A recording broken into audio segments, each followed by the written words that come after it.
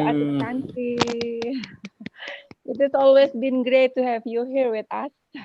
Terima kasih sekali lagi Bu Atit. Semoga terus Sama-sama. sukses, tetap sehat ya. Makasih, silakan. Okay, ladies and gentlemen, welcome again for you who just joining from webinar, from YouTube channel also. Now the participants already more than 200. Welcome to the webinar and also LIPI YouTube channel. Ladies and gentlemen, let's moving on. I think we are going to start our presentation session and discussion today. Before that, I'm going to introduce our chair or moderator for today, which is Dr. Wawan Sujarwo, or Mas Wawan, I called him. Mas Wawan, can you hear me? Mas Wawan? Okay. All right. Okay, Mas Wawan is an ethnobotanist at Research Center for Biology, Indonesian Institute of Sciences, or LIPI. His primary area of research in the relationship between plants and people, especially in traditional Balinese community, right? And he has widely documented Balinese ethnobotanical knowledge in many international journals. And he received a PhD in ethnobotanical science from University in Rome, Italy. So, ladies and gentlemen, please welcome Dr. Wawan Sujarwo. It's yours. You have 2 hours.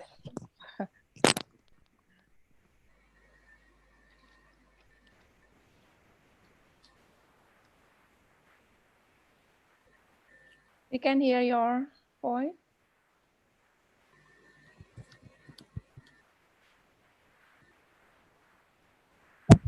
You still cannot hear?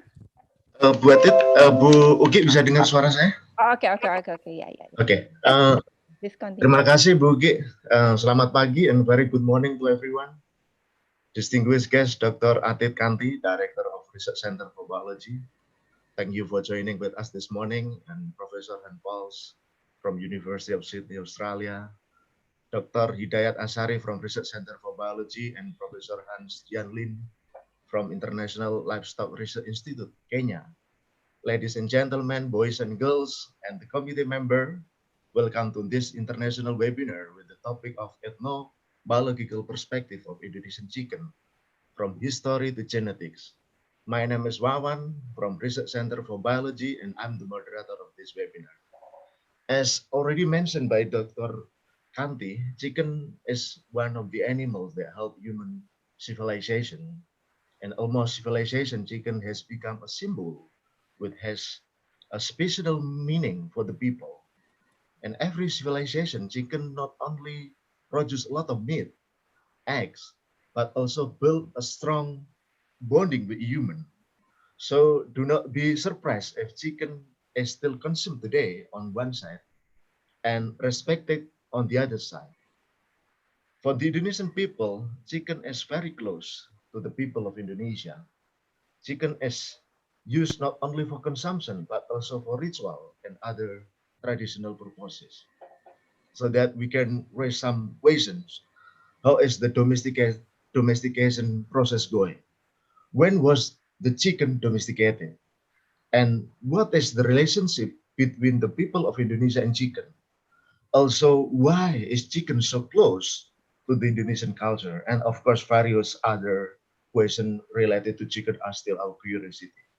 To answer these questions, LIPI hold this webinar, which is open for public to increase the understanding of ethnobiological perspective of Indonesian chicken from history to genetics.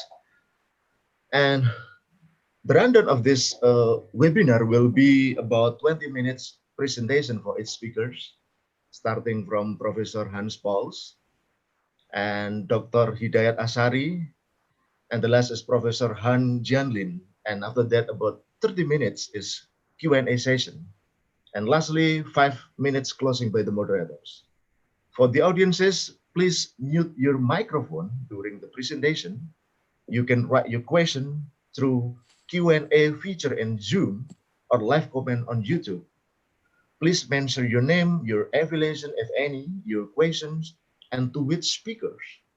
The committee will select the question and convey them to the moderator. The moderator raised the question to the speaker during Q&A session.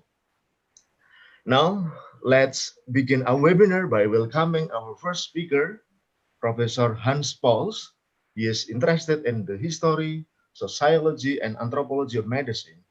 He currently focuses on the history of colonial and post-colonial medicine in Southeast Asia. Professor Pauls, the time is yours for about 20 minutes. Thank you very much. Everybody can hear me all right? Yes. Very good. All right. The chicken in Indonesian history and culture. Now, in 20 minutes, I cannot cover everything. No surprise, but I have collected some kind of set of ideas, images to highlight the place of chicken in Indonesian society and culture, and also give a little bit of an overview of what is coming, where the true chicken genetic experts will discuss more appropriately. First of all, let's introduce the chicken. This chicken is very common in Europe and in Australia. It's a very hardy chicken. The problem with chickens in general is that however we humans mistreat them, they handle it. So we put them with thousands in small cages, no sunshine, and the chickens survive. So many other chickens, so many other animals in this world cannot handle those kind of conditions.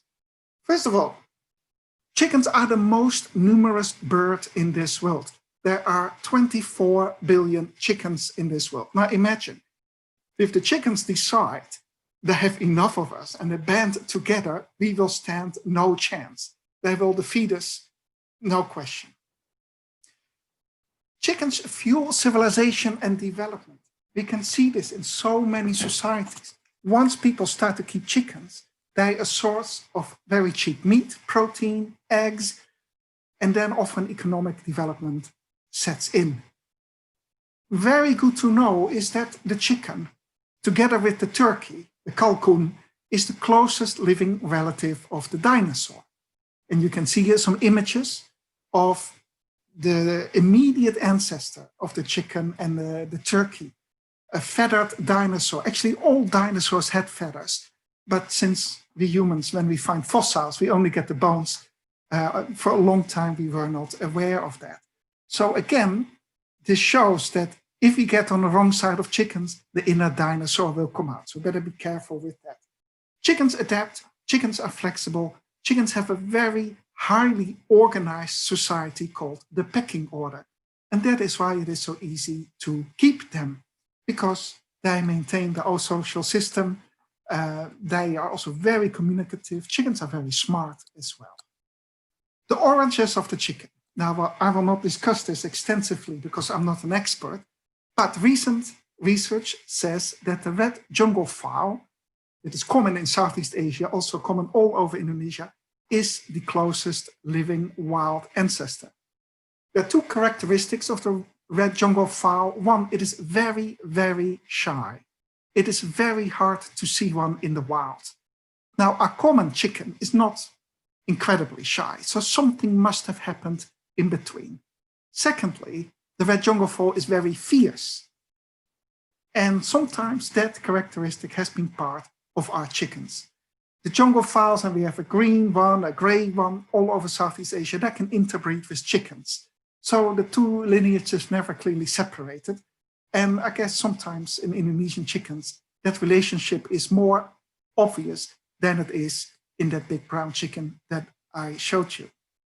The recent research, and this is published this year, shows that the chicken was domesticated for the first time in the area indicated with red on this map. Somewhere in southern China, northern Thailand. How and for what reason, of course, the genetic research doesn't show. But then from that moment on, the chicken crossed the world. The chicken went everywhere. And in the standard accounts, it probably was the Middle Eastern traders who brought it first to the Middle East and to Europe.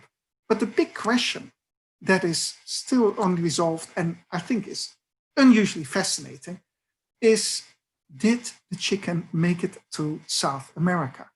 Because it's very Eurocentric to think, all right, the chicken was domesticated in Southeast Asia and then traveled to Europe. Yeah, that's not untrue, but it traveled in many other directions as well. It went to the Polynesian islands, and maybe the Polynesians went to South America.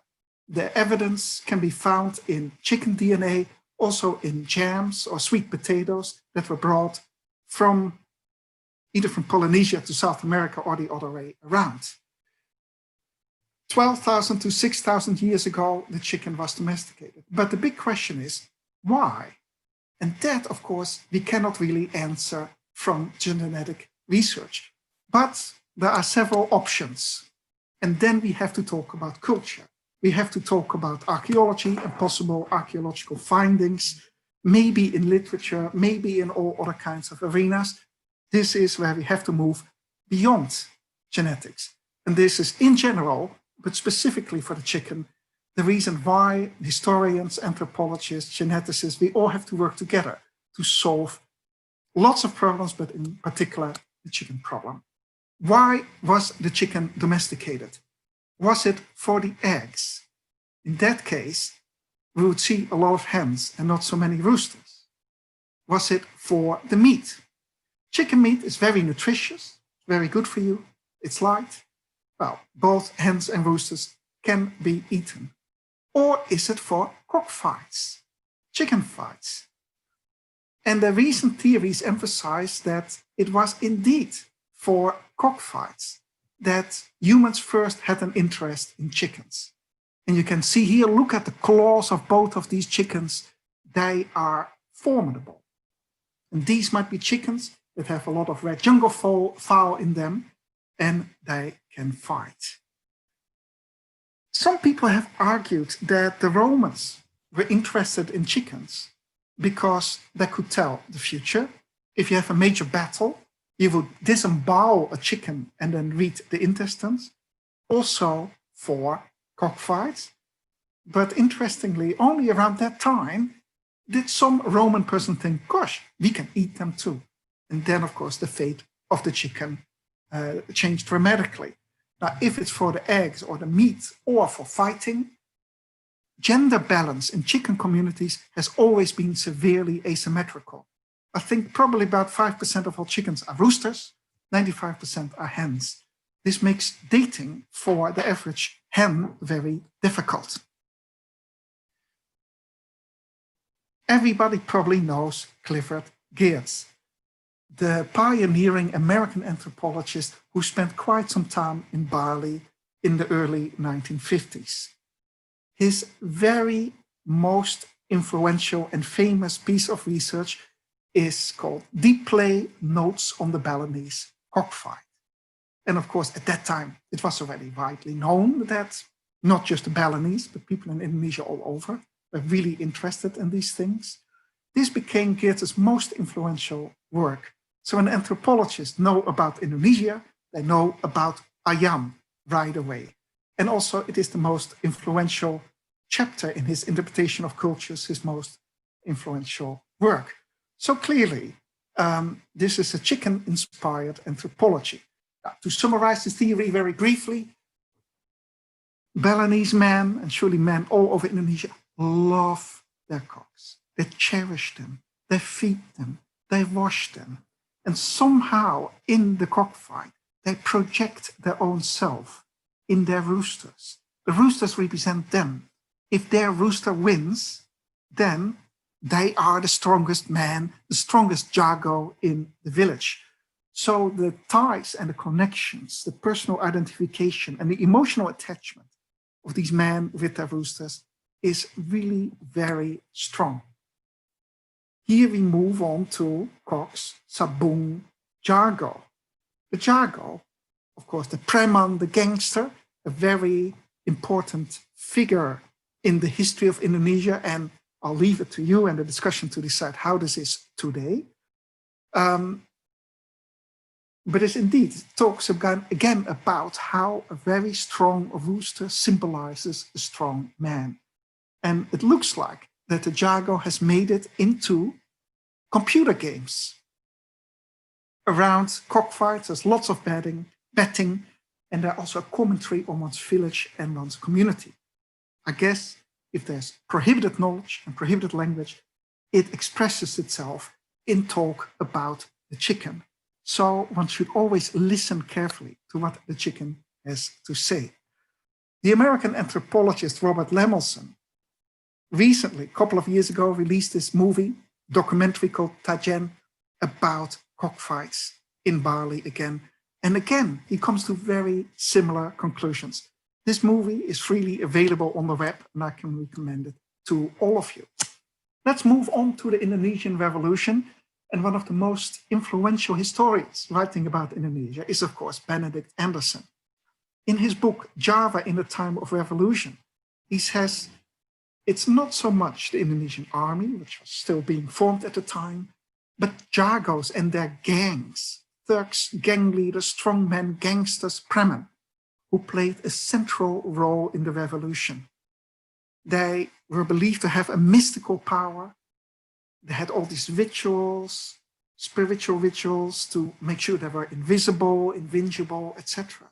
So to make a long story short, the chicken, the rooster, was central in Indonesia's independence.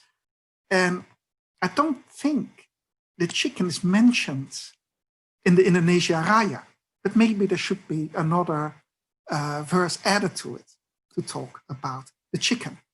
Of course, all of you have seen the Garuda before.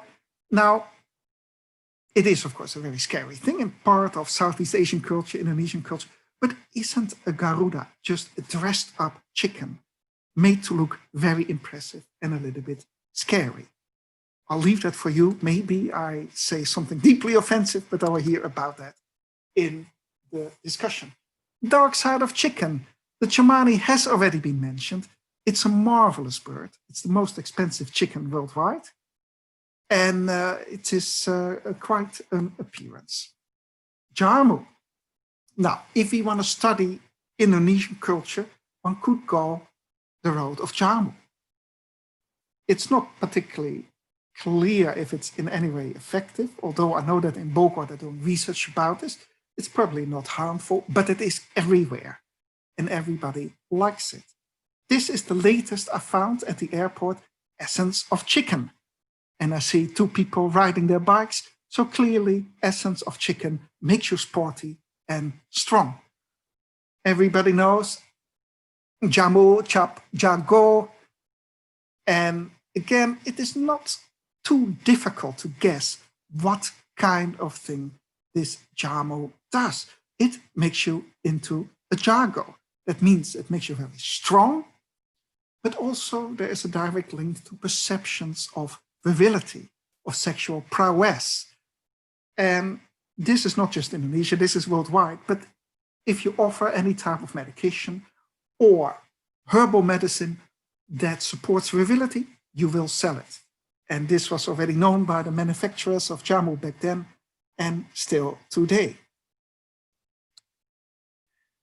Of course, the chicken has a central role in religion and in spirituality.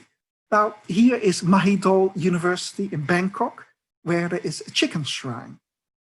I specifically made a trip to Bangkok to go there to see all these chicken, and you see hundreds and hundreds of chickens. You also see zebras. I was really puzzled about that because zebras belong in Africa, not in Asia.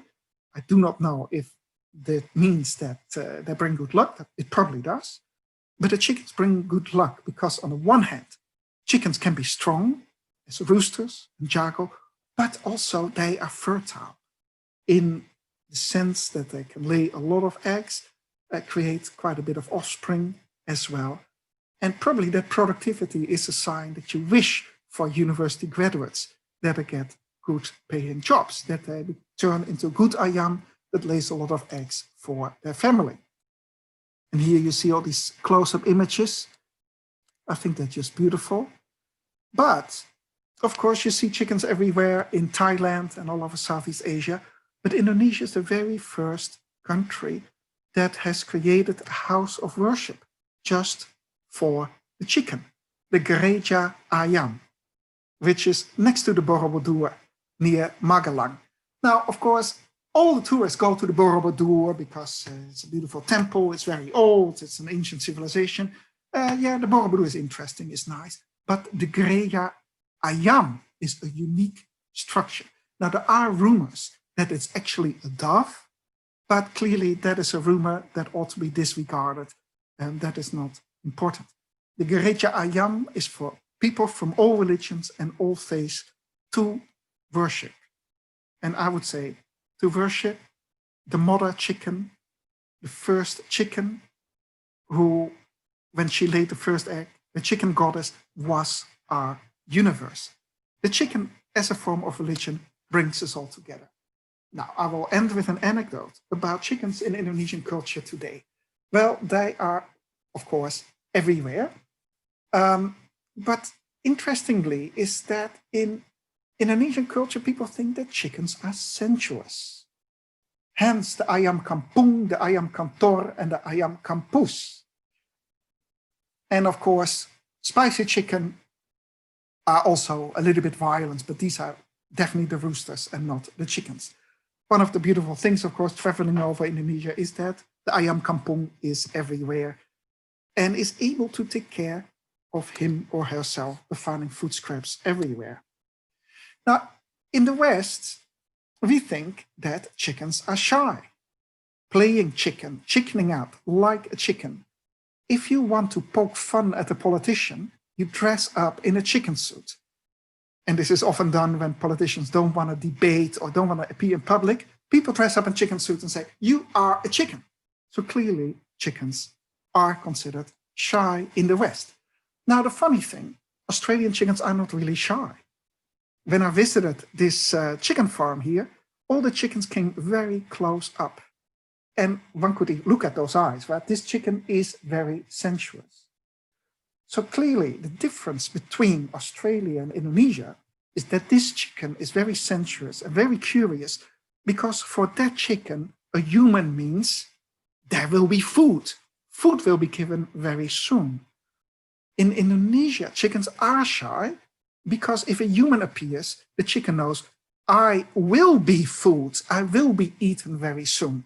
And of course, knowing that makes anyone very shy.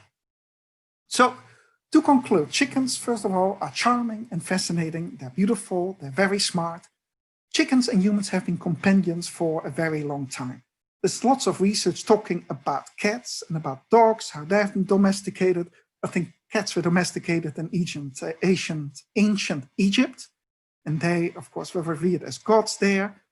Dogs have been domesticated several times in several different locations, and they provide very useful services in chasing animals away.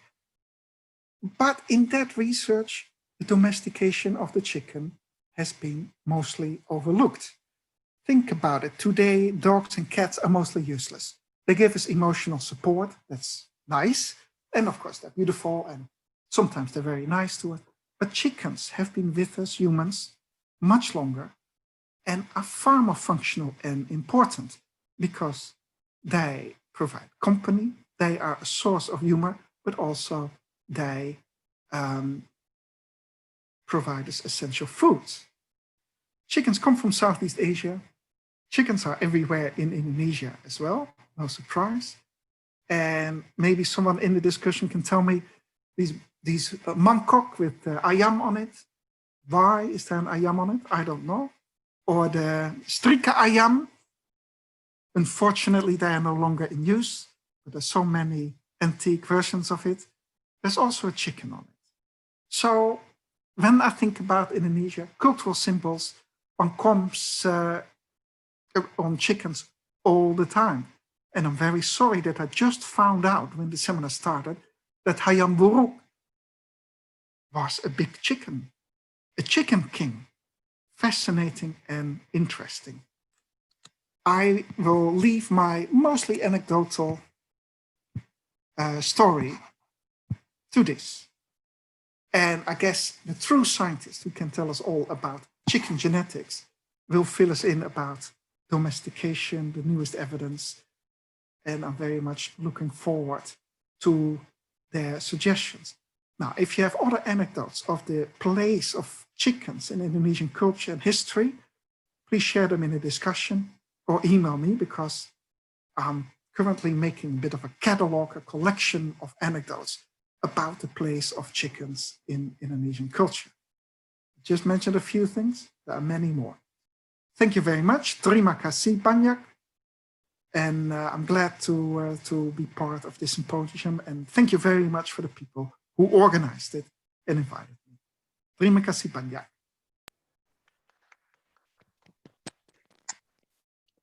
Thank you very much, Professor Paul, for the presentation. I'm really interested with your presentation because for the first time in my life, I saw your gereja chicken in Magelang many times in Borobudur, but I never seen the gereja. And also different kind of chicken, that is ayam K. Sorry, I'm joking. Ayam K. And now it's your time, Dr.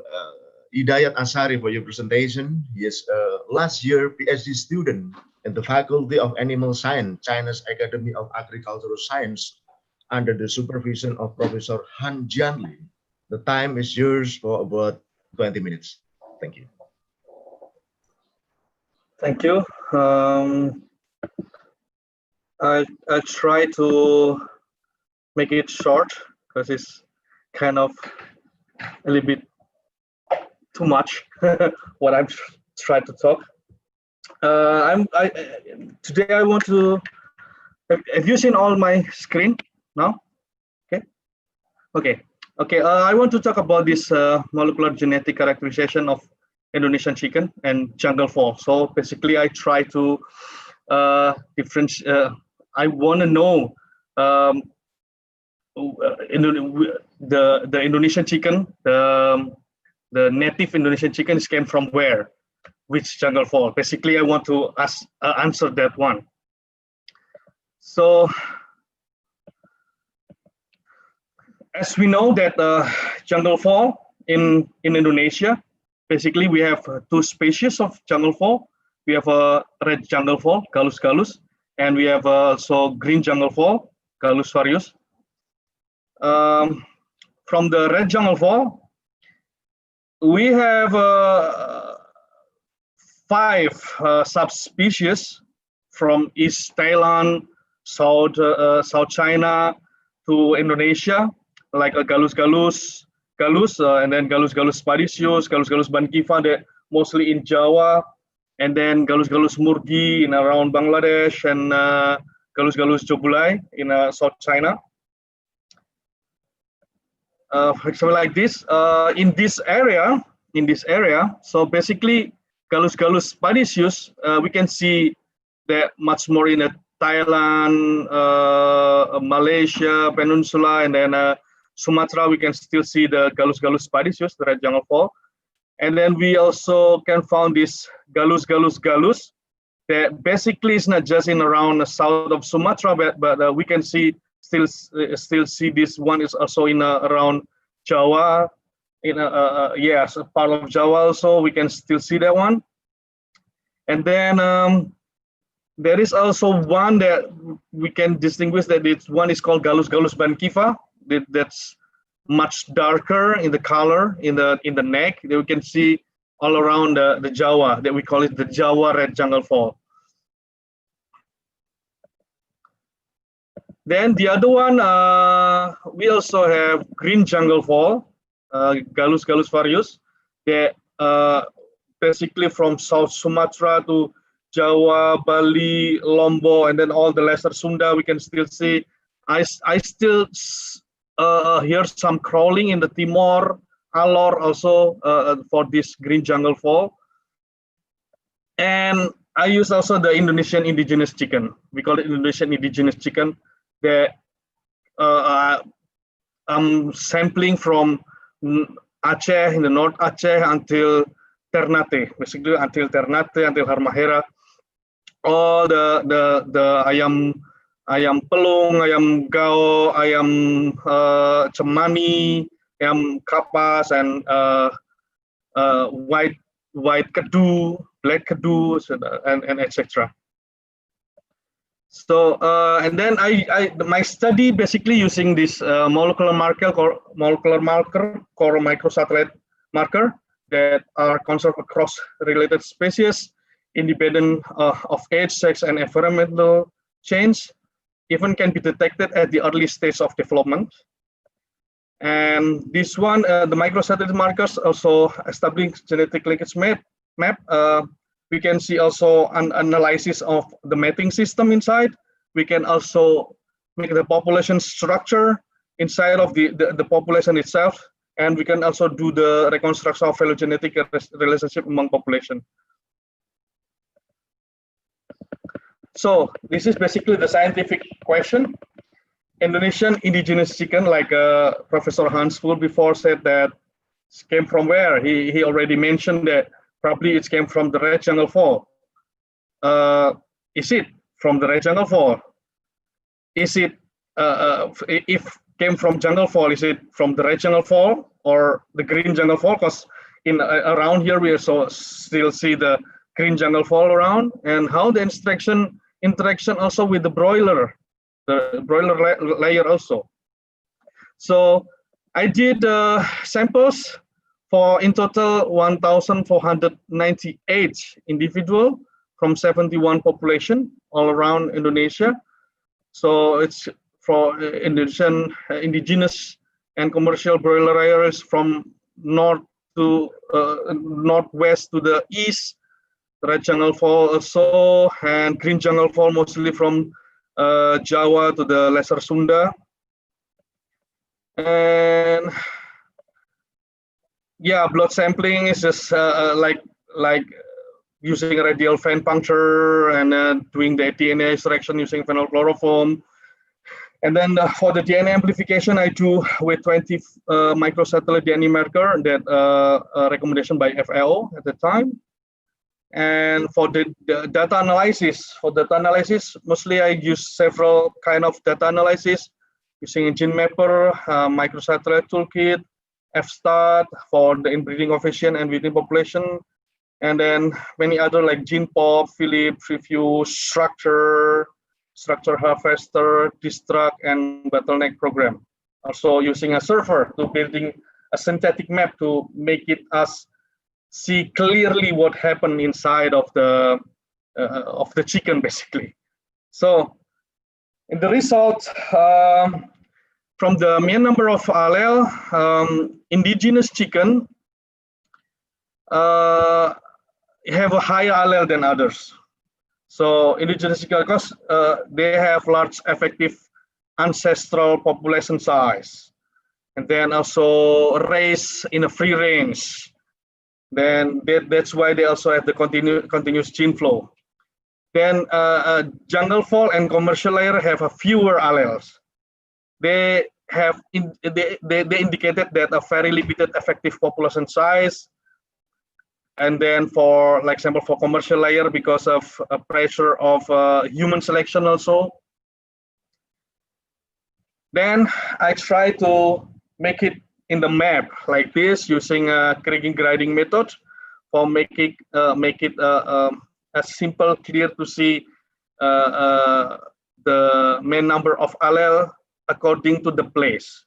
So the blue color basically is a low number of allele, have a low genetic diversity. Then the red color basically has a high number of allele and high diversity of local chicken.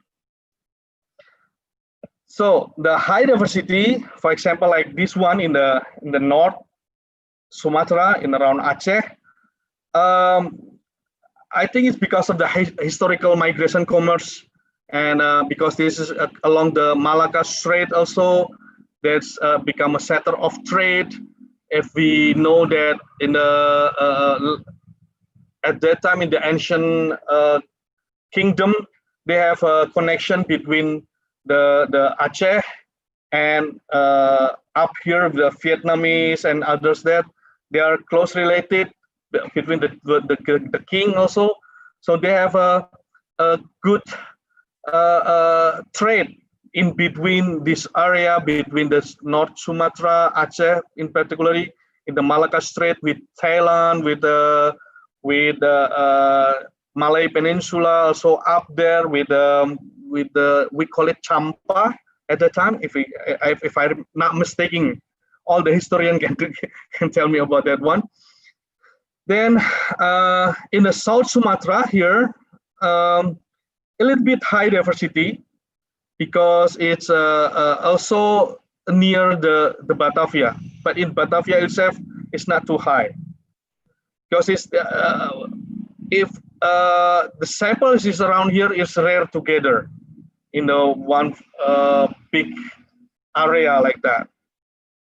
Then in the basically the North Sulawesi here, this one is because of this trading from the Makassar Strait go up with the Philippines.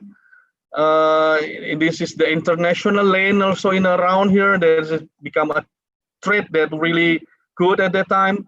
And then also with the spice trading with the Portuguese around 1525, trade with cities around the strait also. Influence with the Philippines, of course, in up here also.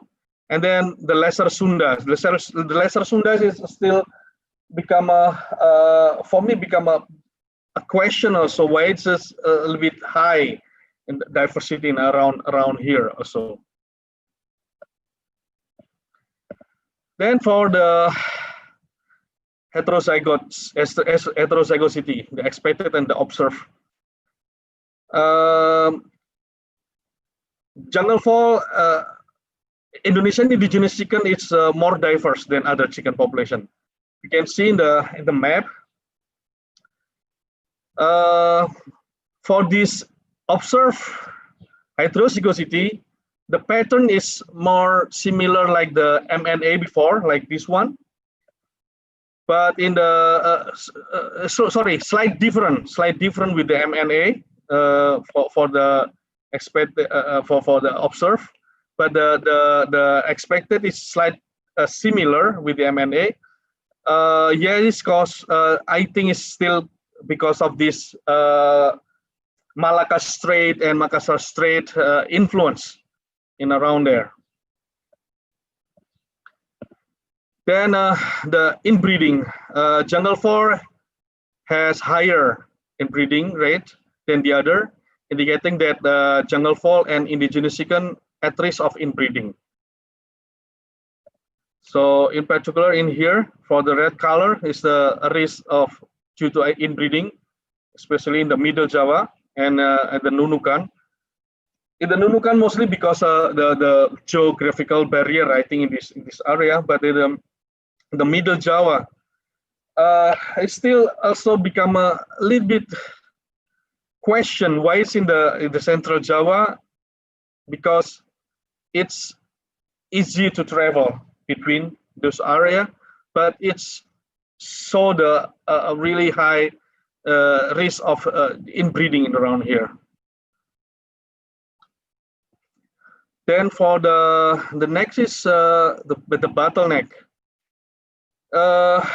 It's not undergone a bottleneck even in the recent past of 15, 20 generation. I think it's still not undergone the bottleneck for this one. It's normal L shape in here. And then I will leave this one, and then I will use this one for phylogenetic relationship analysis. So basically, one is in the red circle here. Most of the indigenous chicken, all the native chicken, it's in around here, together with all the red jungle-fowl here. And then the green jungle-fowl is all in here.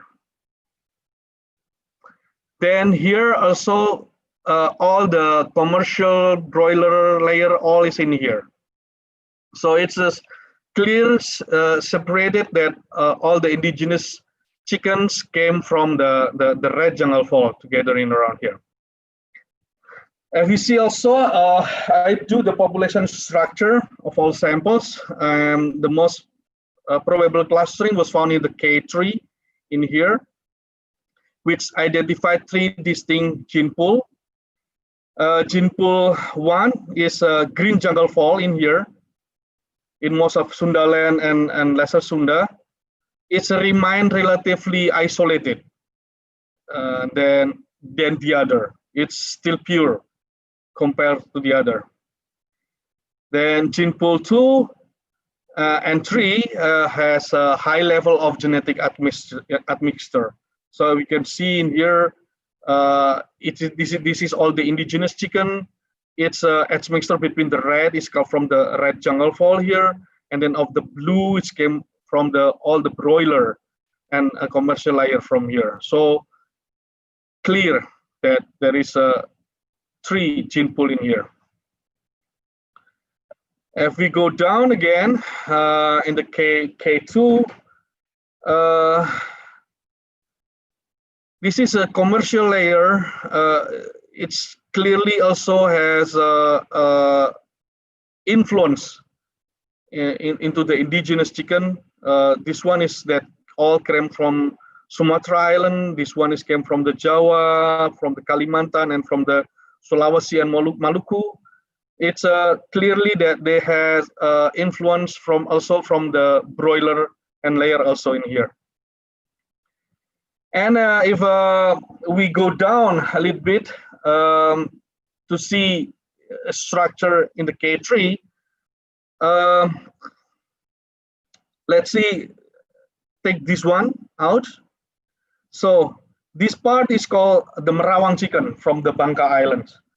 So Merawang chicken clearly has a influence from the commercial.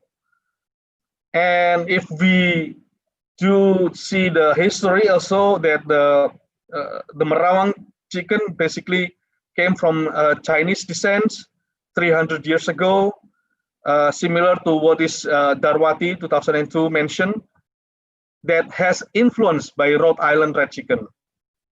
This one from the Bangka Islands. Then STG and STC, and around here, STG is a Sentol, basically Sentol from Jatiwangi, and Sentol from Ciamis. That it's also clear also that it has a commercial also inside. But STC that came from Ciamis, it's much more pure genetic background compared to STG.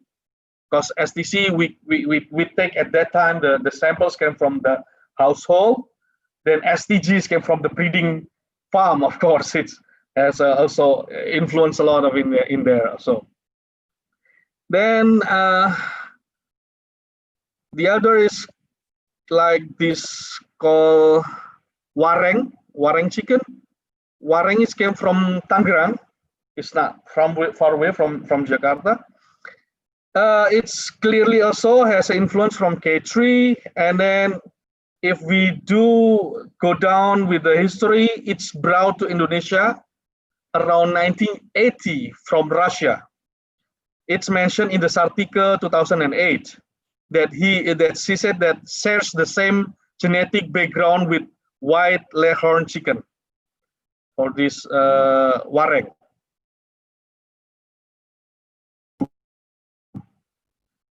Kedu clearly has influence also by gene pool 3 from the commercial, and we can see it's also, if I'm not mistaken, from what I read, it's similar to the black Java breed, America 1835, to develop the black Orpington and Australorp breed. But I still need to dig going deep with this one. Because I have also others colleague that working on Kedu chicken and Chamani, that we're going deep with that one. I'm still need to going deep also with this one. It's not too clear for in my previous research. And then Nunukan chicken from Nunukan Island and Tarakan in Kalimantan, Borneo. According to Sartika et al. Also in 2006, some level of genetic integration of Rhode Island red chicken into this Nunukan chicken. Then what else? Manado, this one just come from Manado, Mana. It's also as clearly influence also from the broiler. So basically, that one is what my study before that indigenous chicken, Indonesia indigenous chicken basically have a influence both from the red jungle-fowl and the commercial broiler layer inside. For further, from where this Indonesian chicken domesticated from? Is it from this North Sumatra and others? Professor Anjandin will talk about that one more deeply with that one, because the recent study shows a little bit clear with that one. So for the conclusion, there is a rich and unique genetic diversity in indigenous chicken, but on the other hand, the genetic diversity in overall jungle-fowl is relatively low.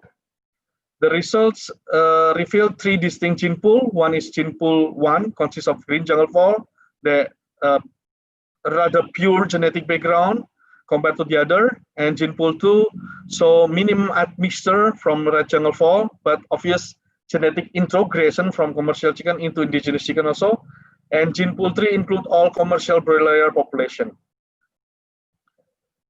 Although no recent bottleneck even is detected, there are significant inbreeding signals present in most of the indigenous chicken population and the fragmented jungle-fowl metapopulation, surviving under ever increasing human pressure in different islands.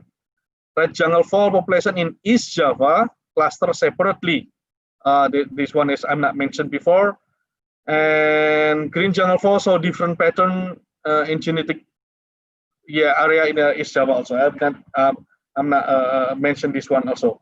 So basically, that one the conclusion. So the take-home note is reveal that Indonesian indigenous chicken have a rich and unique genetic diversity, but with genetic admixture influence from red jungle-fowl and commercial broiler layers. That basically the big conclusion of my work. So thank you. I hope I'm not really long talking here. Come back to Dr. Wawan Sudarwo. Sisi, Dr.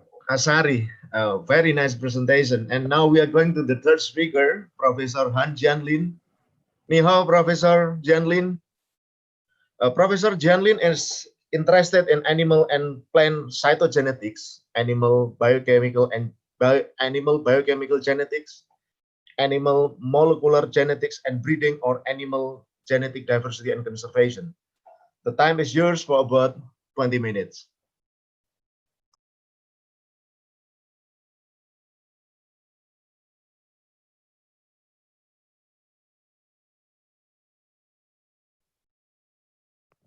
Still mute, Professor.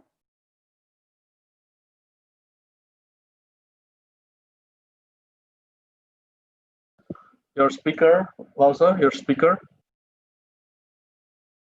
Still mute, Professor. Please turn on. Okay. Right.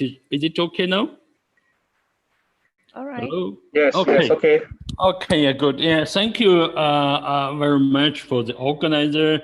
I think, you know, from the previous two speakers, we have already learned the importance, the uniqueness of Indonesia chicken. So here I'm trying to focus a little bit, you know, what really says the Indonesian chicken compared to the, you know, chickens outside the country.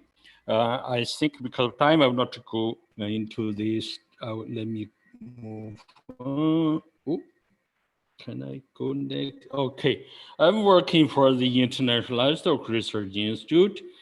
Basically, I'm taking care of a program, what we call improve the characterization of domestic animal genetic resources. We are aiming to characterize, quantify the map or level diversity of livestock so that we can identify the sort of the, let's say, based on our research, we can inform how we can conserve, how we can the indigenous livestock breed, including chickens. I think if we look at what's the importance of chicken, I think today, given the human society at large, I think the vast majority of people think of chicken as food. If you look at the density of distribution of chicken, obviously where the human population is densified, where the chickens also has a high density. If you look at Indonesia in particular, where really I think chickens is the #1 important livestock species in the country, where anywhere we go, we have the ayam around from different type of chickens, I think, including the commercial, but we have a lot of ayam kampung chicken around. So basically, chicken is really very important to the country. We have been in the institute, we start working on the chicken for the last 20 years. Chicken today, I think we hear already, this is #1 animal on the planet. So therefore, because the importance of the species among the livestock, so the species, the chicken genome was first sequenced among the animals after the human genome being sequenced in 2001. We got to the first animal species with its genome in 2004. So chickens, yes, we hear that chicken is important for food, for culture, but chicken is also very important as a sort of animal model to study, say, the biology question, and even to serve as a model for medical research. So there are really a definite, I would not go into the detail. We hear from Professor Hans and Paul's already, people, we are enjoying chicken from all the aspects of this animal. So if you see this slide here, if you imagine a chicken you want to see, probably in the world, on the global, you can find a real chicken as what you can imagine. So the chicken has really a lot of phenotypic diversity. You see the different type of chicken from small to big, from all the different color, the plumage pattern, the body structure. Really, so this is a species full of variation at all levels. So that's where I think we see really said it's really important in terms of biology research on the evolution at large. So I'm focused on, we are basically working on the genetics, looking at the DNA level variation in the chicken. So basically here, I just show you, say yes, if you think about the DNA level variation, we are talking about two, say the source of the DNA. One is the mitochondrial DNA, which is located in the mitochondria in the cytoplasm. Then the vast majority, 99% more DNA materials are stored in the nucleus. So that's what we are working with, the two type of the DNA in a nuclear in a cell of animal. So if we think about the origin and domestication of chicken, we are trying to understand a few questions here. I think the origin of chickens, if the chicken were domesticated once or several times in different places. And even said the chicken may have been domesticated in different places at different time. What is happening today? Because the chicken may have domesticated several thousand years back, follow the, all the human movement and the human trading in the last few thousand years, in particular concentrating in the last 200 years, let's say humans, we have been crossed the global so much in the last 200 years, even the last 30, 50 years. So what is happening today with all the chickens on the planet? They still manage to keep their original genetic background or not? So that's one of the questions. I think definitely the last we will understand is why chicken are managing to conquer all the corner of the planet. So what is really, where is the, how, when they went out of the center for domestication, and where is the hotspot of genetic diversity of all the indigenous chickens? Because this is really has a lot of association to one side is the conservation of biodiversity of chickens. On the other hand, where all the breeding policy, the breeding, say the approach can be developed based on different background of the chickens, where you, if you are working with a local chicken, being heavily inbreeded with less diversity. If you want to do breeding, you have to increase the variation by crossbreeding, by introduce exotic genetic variation first. While if you have a chicken breed with a high level of genetic diversity, you could start to do a within breed selection because you have enough genetic variation to play with. So this is the sort of the question we are trying. I think earlier we learned there are 4 species of jungle fawns from red, gray, green and the Ceylon jungle fawn.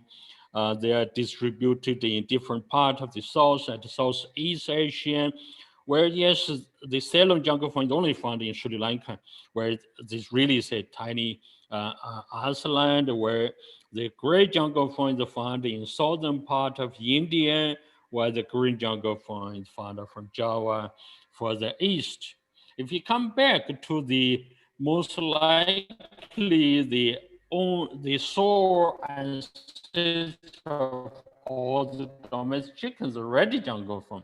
This is the species really has a very wide geographic distribution from west Himalaya in Pakistan down to somewhere in east part of Indonesia. So they're, because they have a very large geographic distribution, we can imagine the environment condition, the weather, all the, you know, they have different influence of the evolution of the single species or region. For so far, we people from the zoological side have already observed a lot of morphological difference. That's why the red jumper has been divided into the 5 subspecies distributed in different geographic area. I will not repeat.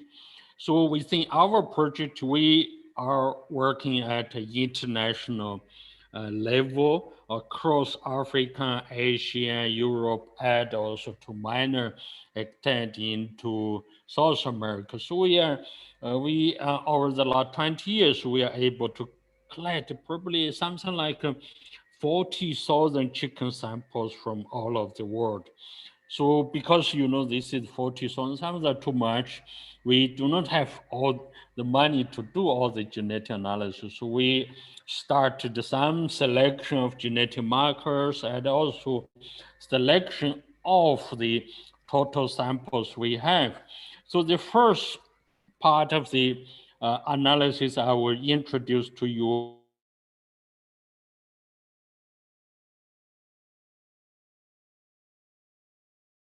here the mitochondrial data located in the cytoplasm in the mitochondria. There are multiple copies in one cell, but this genetic material is inherited follow a maternal line. So we got all our mitochondrial DNA from mother line, not from the our father line. So chicken mitochondria is around 16,000 base pair line. It's a very small circular molecular in the mitochondria. So in the within this 16 base pair line, there are a few functional genes encoded by this DNA, but there's one single piece of DNA fragment, what we call the D loop. Here you can see this is only a piece of DNA around, say, 1200 base pair long. So this is a piece of DNA. They have no function, which means this has no coding capacity. So it's basically just a piece of DNA inherited within the mitochondria. There's no coding capacity. Therefore, there's no constraint for the evolution where if there's a mutation, the mutation can be inherited, can be transmitted over generation, because this mutation will most likely follow a neutral model, a neutral mutation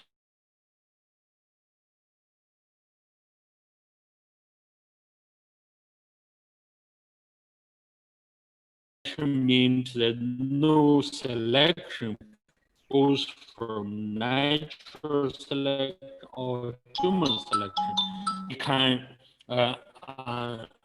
We are able to observe all the DNA mutation in this fragment. We concentrate 100 base pair of the D loop where the 80%. We did around ourselves 6,000 samples for sequencing plus other public data available. We are analyzing around 10,000 chicken mitochondrial DNA sequences. This is basically the phylogenetic tree showing you the relationship of the different sequences of mitochondrial DNA in chicken. I think you don't need to worry about the details. You only need to say, okay, to keep in mind what we are into different groups of sequences. We label them in different color. I think this is, I will show you further. This is the different from the tree. In the tree itself, each branch, we only have one single sequence. You don't know the importance of the sequence within the population. But within the network here, each pi here is also a different sequence from that phylogenetic tree. But here we incorporate the number of the samples which carry these sequences. In a sense, the network can show you which sequences are more important compared to others. You can definitely think about, say, the larger of a pi here is higher number of samples share the same these sequences. Basically, among all the 10,000 chickens we analyzed, we can see probably looking at the maternal inheritance, chicken may have been domesticated from, let's say, around 10 ancestral hens only. If you look at, say, the C, the D, there's the E here, there's the F, there's also the blue color A, and the light green B. So if we take the example here, if you look at the down corner here, the B is new mutated sequences. This is sequence that differ by one mutation from B itself. So it shows you a star-like pattern. This means, okay, this we could simply assume this the B was the ancestral hen domesticated a few thousand years back. After the domestication of this particular hen, then the progeny over generation over 1,000 years of time, they were able to accumulate more mutation. There will be more derived sequences from this ancestral haplotype.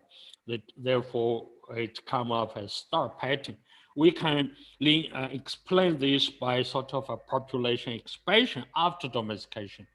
So that's where we see, okay, most likely for chicken, if you look at the mitochondria itself, we may have domesticated 1, 2, 3, 4, 5, 6, maybe let's say 6 to 10 hens we initially domesticated a few thousand years back.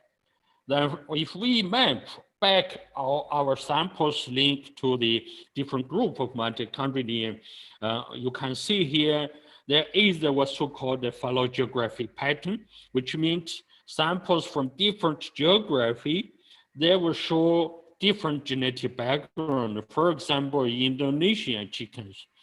all the Indonesia chickens, we have sequenced something like 500 Indonesia chicken across major island.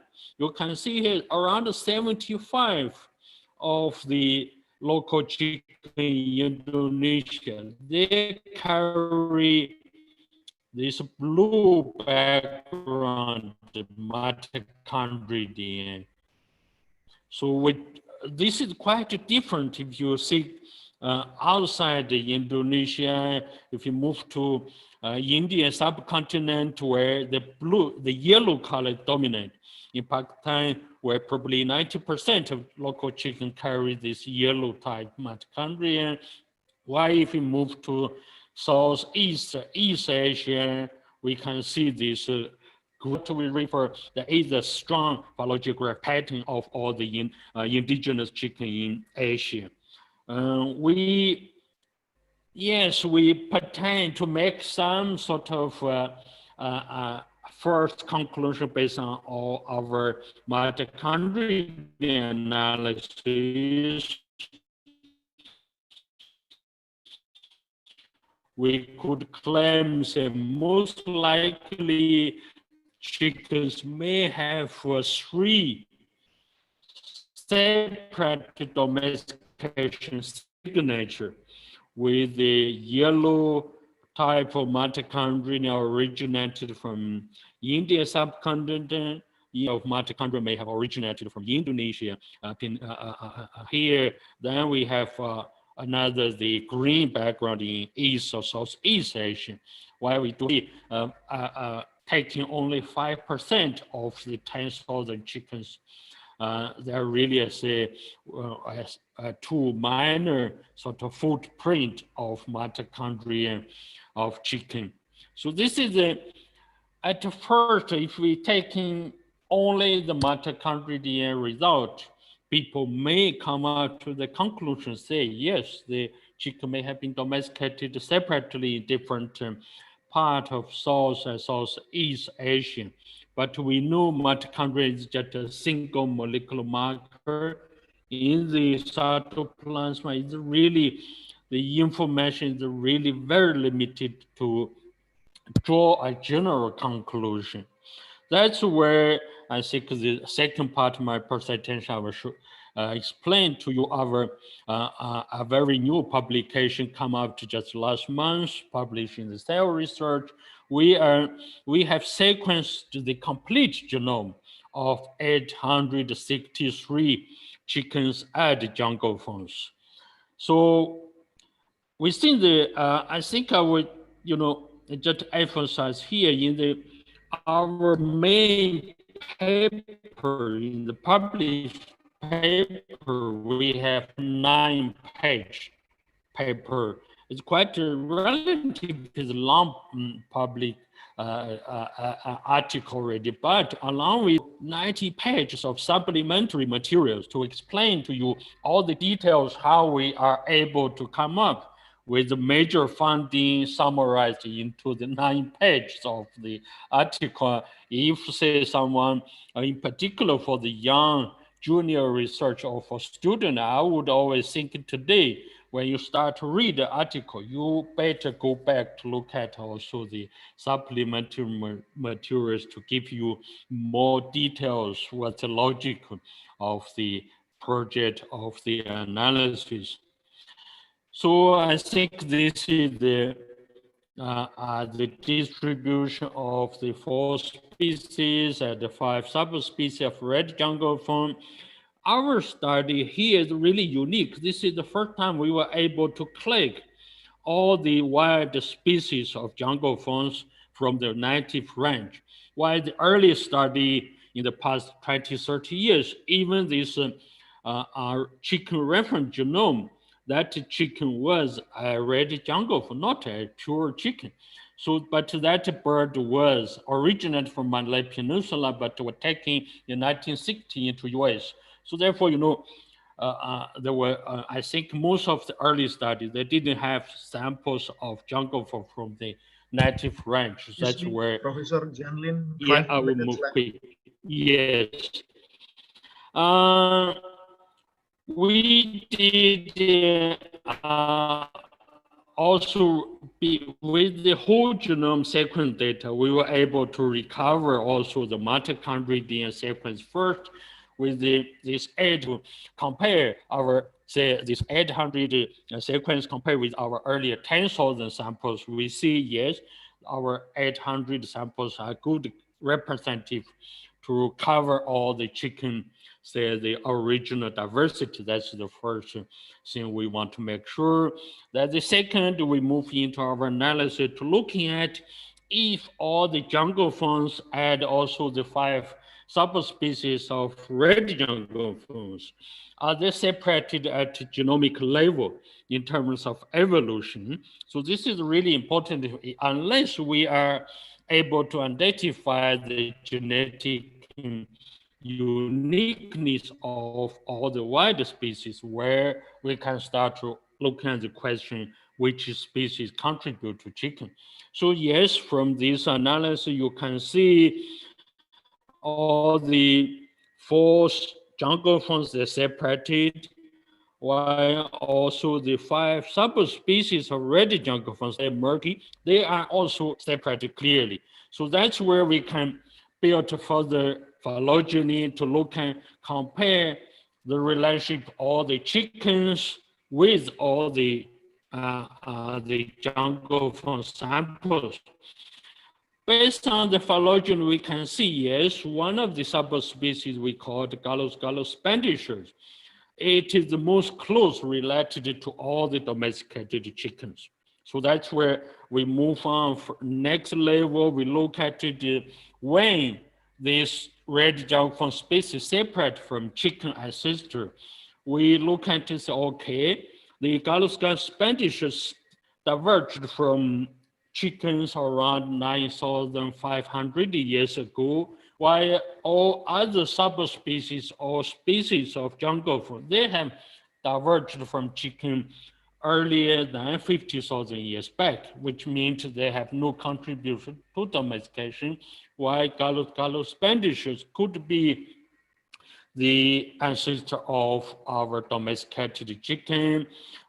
Next, we look at, say, okay, if that's the species being domesticated, what's the relationship, what's the potential contribution of other subspecies of red jungle? We do see, yes, there have been some genetic integration of different red jungle fawns subspecies to chickens distributed around that particular subspecies. This is where we can see, I think I'll take the example of, let's say, Indonesian, where we do see the Indonesian chicken has been influenced by Gallus, which is distributed in southern part of Sumatra for sure, while definitely the Gallus banquiva, the Javanese red jungle fawn, made also some contribution to the local chicken in Indonesia. So from this domestication, most likely the center of domestication around the Gallus spandishers. After this domestication, we can see these chickens move out of the global. They were able to pick up some additional ones around. I mentioned, for example, the Gallus banquiva contribute up to around, say, 6% of the genetic background of the Indonesia chickens.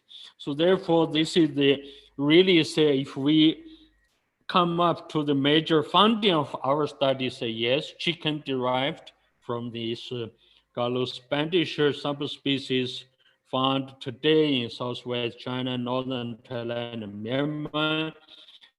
Chicken has been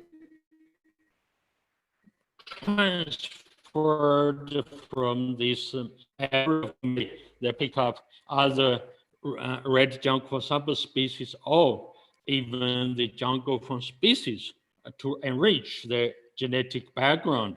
Well, I think one of the specific point I would emphasize the white leghorn chicken.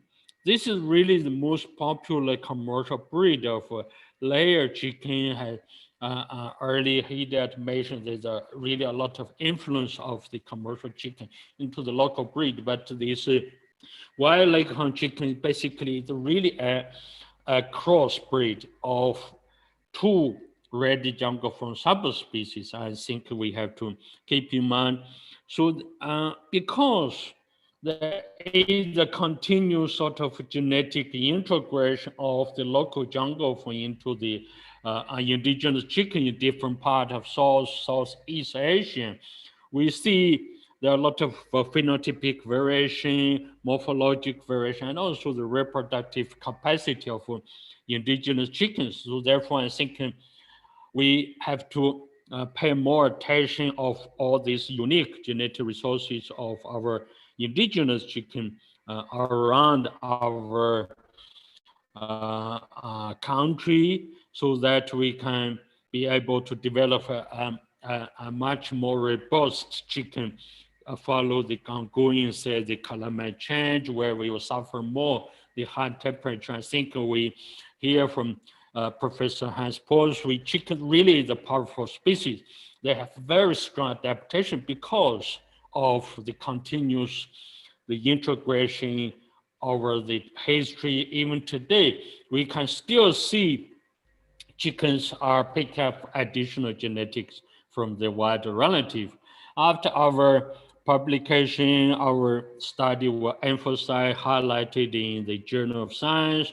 We can see within less than a month's time, our paper really attract a lot of attention with up to 8,000 download already. I think by ending of my presentation, I would see, although we see the culture, the religion, the importance of Indonesian chicken, this time I've been looking down in Indonesia for half a year. I'm able to explore a little bit more how the Indonesian people is doing with the chickens. We know, say, yes, this is a very beautiful Pakistan chicken. We know by history they were used as a sort of attraction because for the beauty.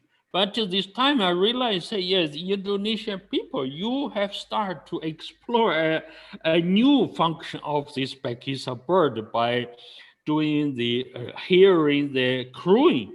So you start a new contest of the crowing from the Pakistan. This is really something unique. People really say this. We talk with this the breeder of Pakistan bird for the crowing. They started this competition only in the last 10, 20 years. So this is something people recognize, a new value of say old bird Pakistan.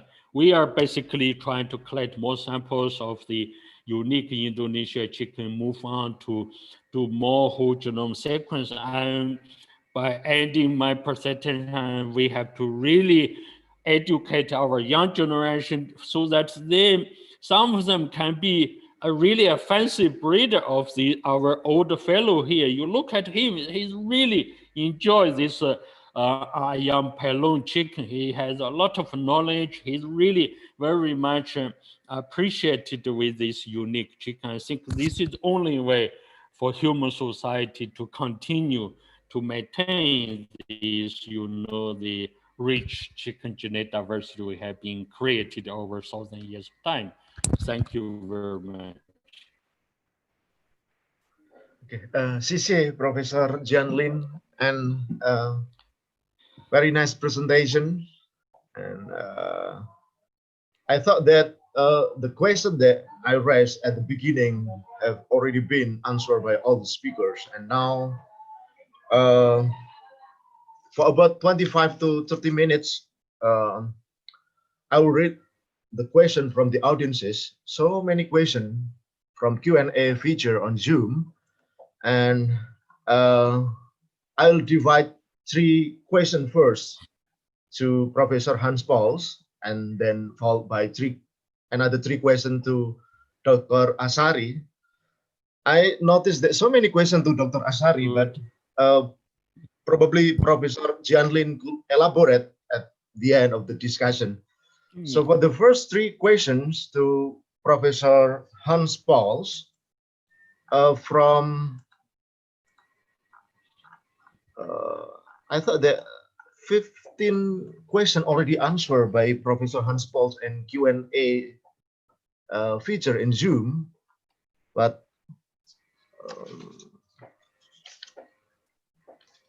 okay.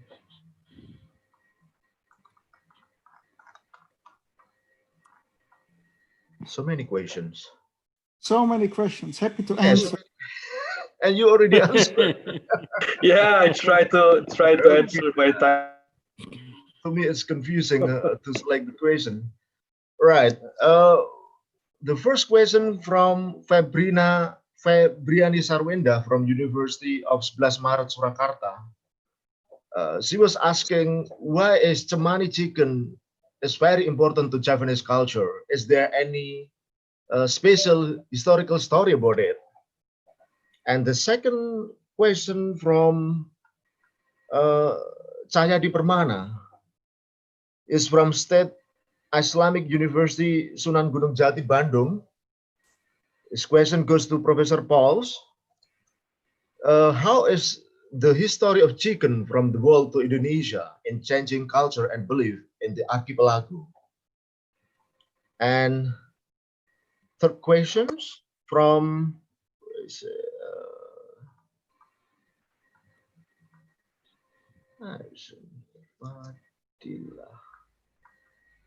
okay, from Fadilah Hasnah Azizah Winda from State University of Yogyakarta to Professor Hans Pauls.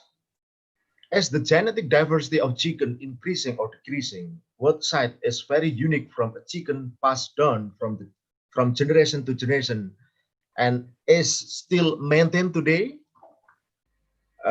Professor Pauls, time is yours. All right. Now, the genetic diversity of chickens in Indonesia, it's probably relatively stable or increasing, especially with the ayam kampung, because they walk around freely, they can hang out with the red jungle-fowl, the green jungle-fowl. So that keeps their diversity, genetic diversity intact. For chickens in the industrialized world, the broiler chicken, the genetic diversity is decreasing because they all tend to come from specific places. People buy fertilized eggs from producers. So their genetic diversity is decreasing. Now, survival of chicken as a species is, of course, benefits from great genetic diversity. This makes a chicken adaptable. For the factory farming of chickens, the factory farming people are not interested in that diversity. Chickens die quickly. They can be slaughtered already in 8 weeks. So who particularly cares if they're diverse or not, if they manage disease or not? So this is a way that the chicken is impoverished. The genetic heritage, the life of the chicken. And if we learn anything, it is that we should stand up for chicken rights. There should be liberty, merdeka untuk ayam, so that they can walk around freely, pick their mates freely. Second question is about ayam Cemani. I don't know, but probably one of the other speakers know about the origin of the ayam Cemani and its specific religious, spiritual, cultural meaning. The third question, the story of chickens from the world to the world. Well, Indonesia had so many different types of jungle-fowl already. So when the chicken came to the archipelago, it interbred with all these chickens, so it made a very specific Indonesian kind of chicken. Now, the ayam kampung is not a broiler chicken, because in the West they have bred them, so they become very big and very fat, so there's lots of meat. Some chickens are even too heavy. They cannot even walk on their own feet. This is just terrible. With the ayam kampung, this is not happening because the big advantage of the ayam kampung is you don't need to feed them. They feed themselves. They are walk around. They are mobile. And this makes them in a very adaptable.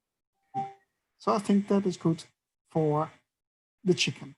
Now, I don't think Indonesian chickens are exported over the world, but maybe it would be a good idea. Except the ayam Cemani, very expensive chicken. That one is exported, but you need to be a real big chicken lover to buy chickens like that. And you can't even eat them, I think. Okay, thank you, Professor Pauls.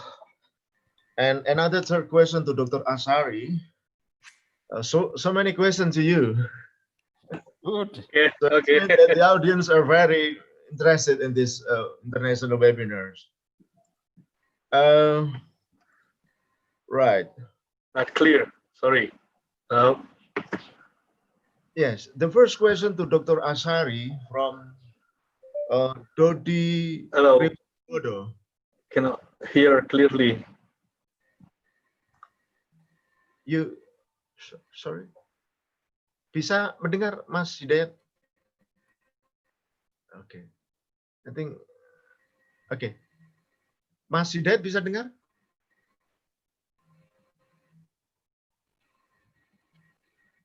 Halo? Oke.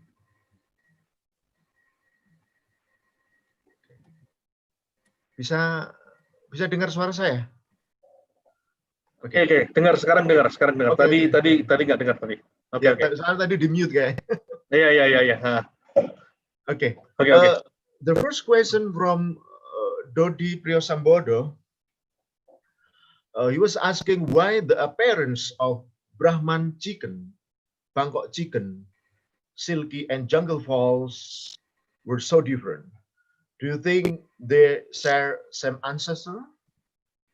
And the second question from Michael Sutanto. I want to ask why there is people who don't like chicken. I mean, living near chicken farm or eating chicken meat. And the third question, I don't know. so many questions, right? From Fadila. Fadila, I don't know because she doesn't mention her affiliation. People in Gorontalo call it keneo as one of local chicken in Indonesia. I would like to ask whether Professor Pauls or Dr. Hidayat have any information about this chicken. Dr. Hidayat, time is yours. Okay, for the first question about Brahman, Silky, and others, yes, they share same ancestor, I think. But Professor Anjanli, they can answer more deeply because he's going deeply with the genetic of this different part of chicken. He can answer after this. The second question, why? I also don't know why about this second question. Why they didn't like chicken? Because in my opinion, I'm not anthropologist or whatever, but chicken for me, they didn't have any social taboo in my word, social taboo with the other religion. I mean, he can be eaten by a Muslim or by Christian or whatever. So why he didn't eat chicken? I don't know why. Also, it tastes good, but why they didn't eat it? Then the third one, the keneo from Gorontalo. It's a kind of new information that I still didn't hear about this chicken breed in Gorontalo either. But Sulawesi is kind of interesting. So, for example, with the jungle-fowl itself, it looked like Gallus, or red jungle-fowl, the previous jungle-fowl from Jawa, but has a bigger body size, has a different color pattern if comparing to Jawa, but if comparing to Sumatra, for example, if we both of us, me and Professor Anjanlin, already see the specimen around, and it's similar also between the Sulawesi and Sumatra, but the body size, it's much bigger compared to the other, and the color also totally different, not totally different, but different with the Jawa. But this is why this is why that even the jungle-fowl from Sulawesi itself, it's a unique also. We still wanna do something with this one. That's why before we are having a lockdown, before we did go to Sulawesi, we went to Sulawesi, and we did try to find some samples of this one, because yes, in all the reference they said hybrid of this jungle-fowl from Sulawesi, but hybrid with what? There's still question. Is it yes hybrid or not? We still have a lot of question also inside of the Sulawesi jungle-fowl. Then the breed that came from Sulawesi also a little bit unique also. We can see like this Kenio from Gorontalo. I didn't see either until now. And then Ayam Gaga that have a long laughing chicken. So yes, it's unique. It's a new information that I think we can do something after with this species in further. Thank you. Thank you, Dr. Hasari. Very good explanation, right? Good answer. And I thought that why people do not like a chicken farm, the smell, I think, right? Yeah, probably, probably. The taste, usually the taste, because of the taste. So, Alright. they prefer to eat the what we call kampung chicken because of the taste of the meat, comparing to what we call the broiler or commercial layer, that the taste of the meat is totally different. That's why they choose that one. But what happened nowadays is that people eat the kampung chicken, usually they buy in the market that's already too old. It's already 1 year more. So that's why the meat is hard already. That's why nowadays if we try to find this chicken is around 70 days, around 70 days that mostly is still good, but with the kampung chicken. All right. Okay. For Professor Han Jianlin, Maybe Professor Han Jianlin can answer with Silky and Brahman and others. please, you can elaborate. Yeah, I mean, since I think we learn from Professor Heinsberg, from he that basically, you know, I have been traveled quite a lot from Africa into Asia by working on chicken. Indeed, you know, when I always remember the first time when I come to Indonesia, I didn't recognize the chickens along the road. I thought it was a unique bird because they look totally different from chickens I saw in the north in other countries. I thought, yeah, this is the long-legged bird along the road, and until we stopped in a village. I went out the car and see that there are chickens. My God, I said, these are really total different in body structure, you know. Then slowly, definitely, we come into the knowledge of semani, you know, this is the silky.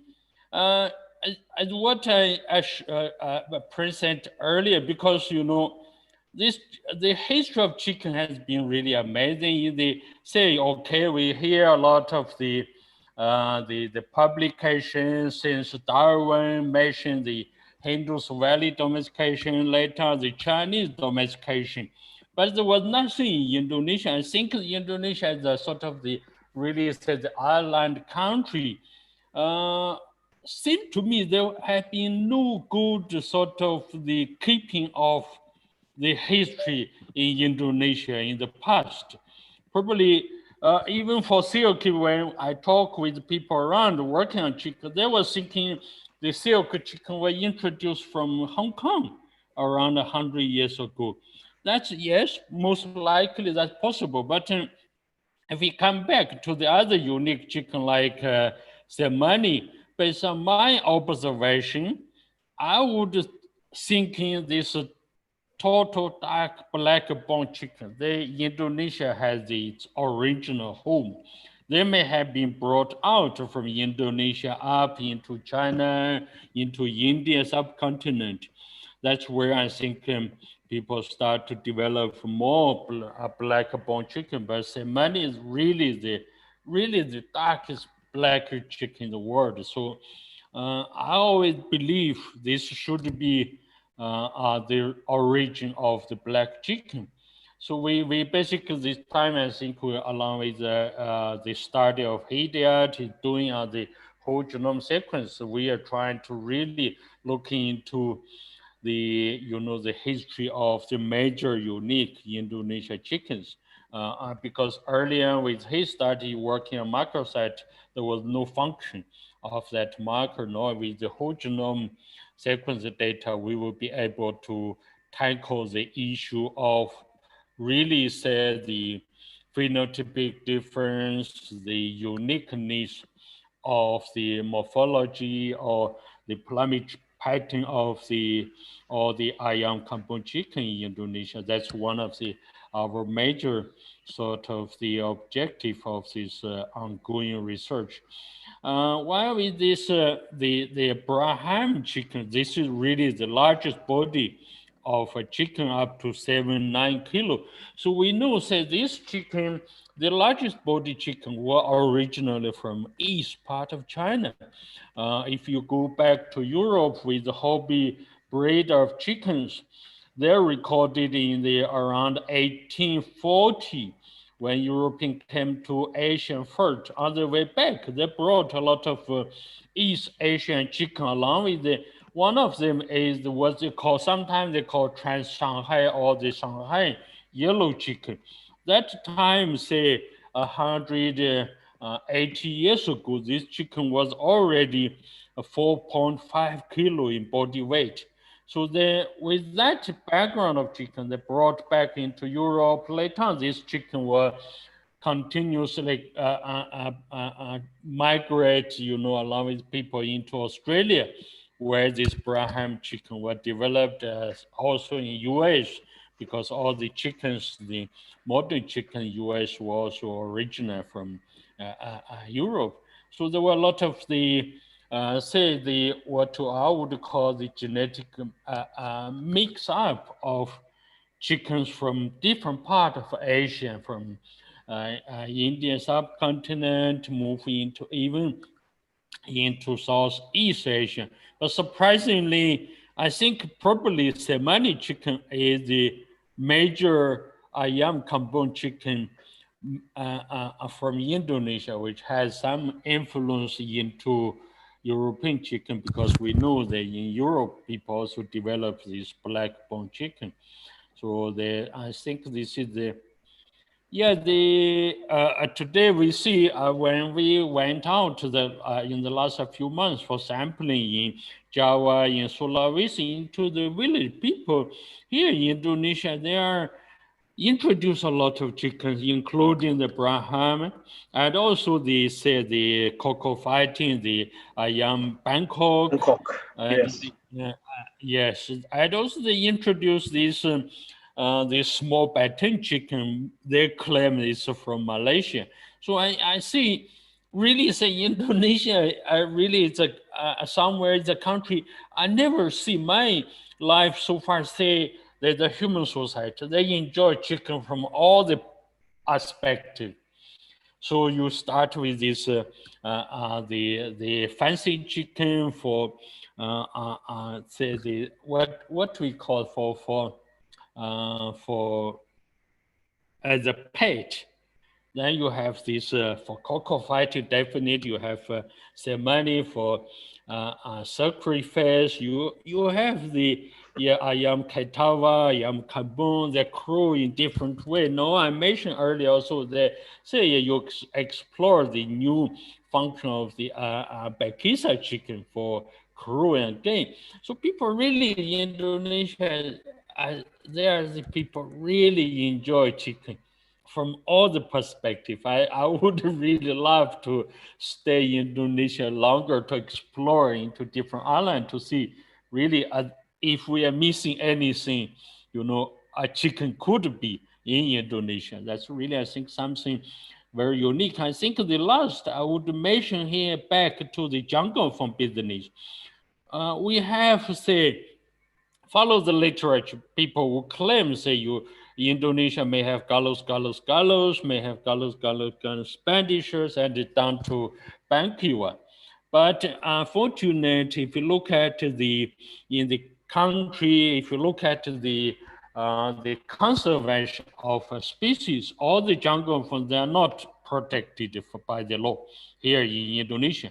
I think based on our analysis, the bankiwa is a unique sample species so far, but based on our genomic data, you can see bankiwa is very different from other red jungle-fowls. I myself am planning to push this up to a species level, back to something like 100 years ago, which was recognized as different species of jungle-fowl. So this can really say attract more attention on the protection of the bankiwa bird itself, because it's only distributed in the East Java. The number, we don't know the number today. I imagine the number must be very low already.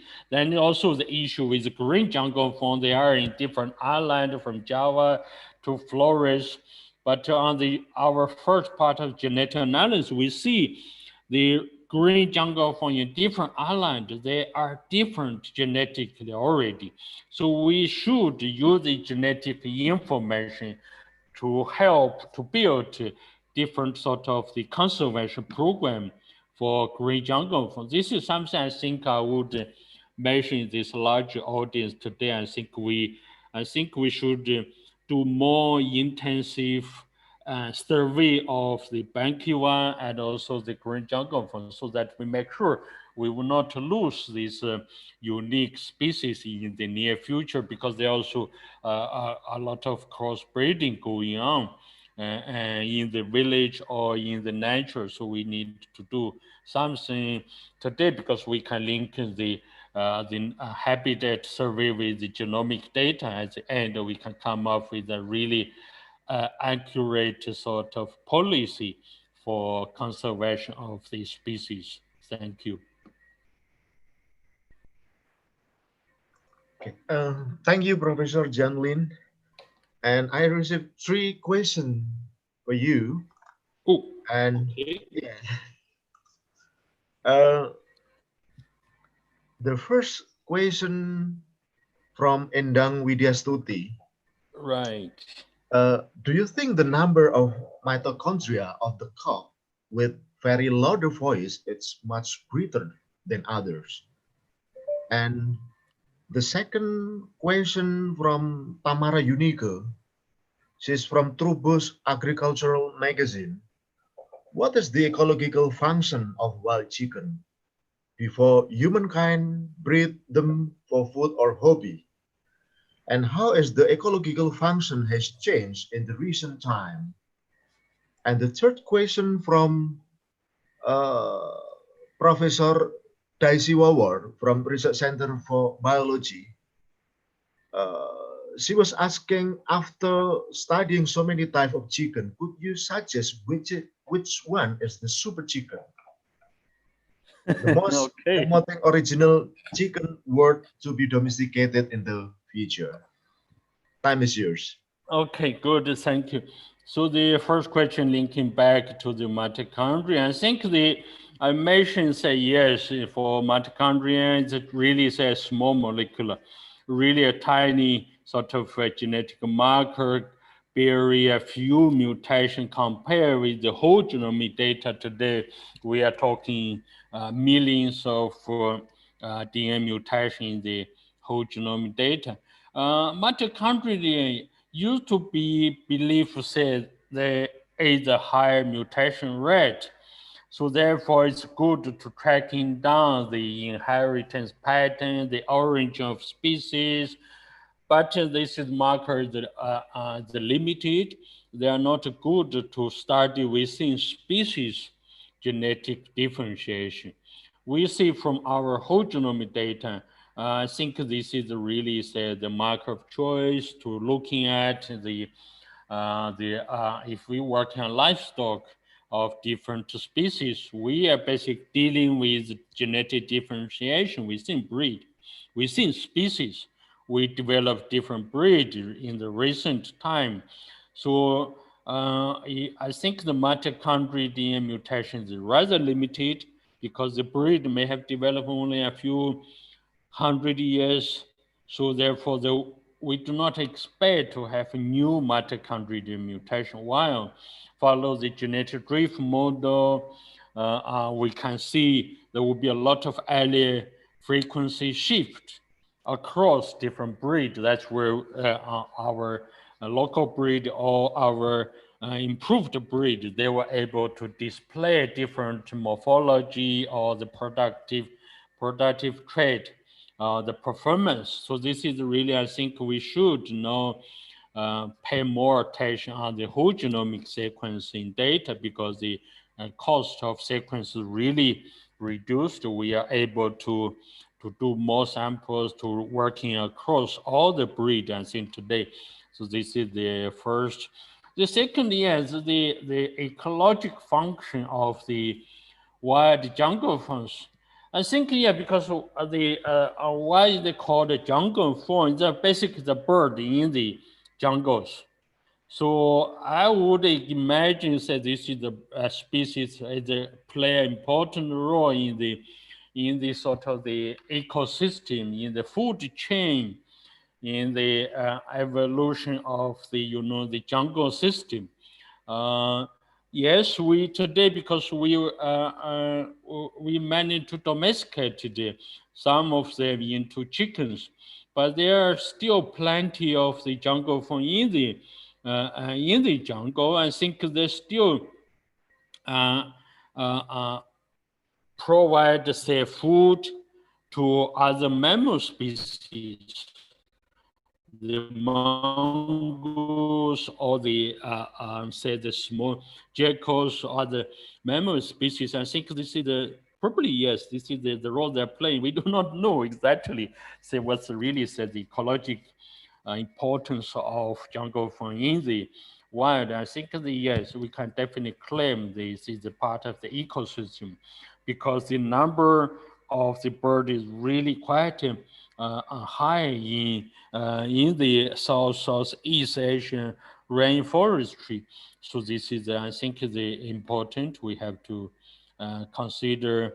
Then,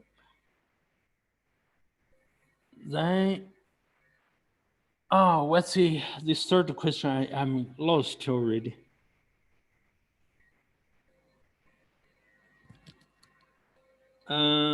He did. Your mic, Wawan, your mic. Okay. All right, now I got it here. So the what's the sort of the super chicken? Yeah, super chicken. Yes. Yeah.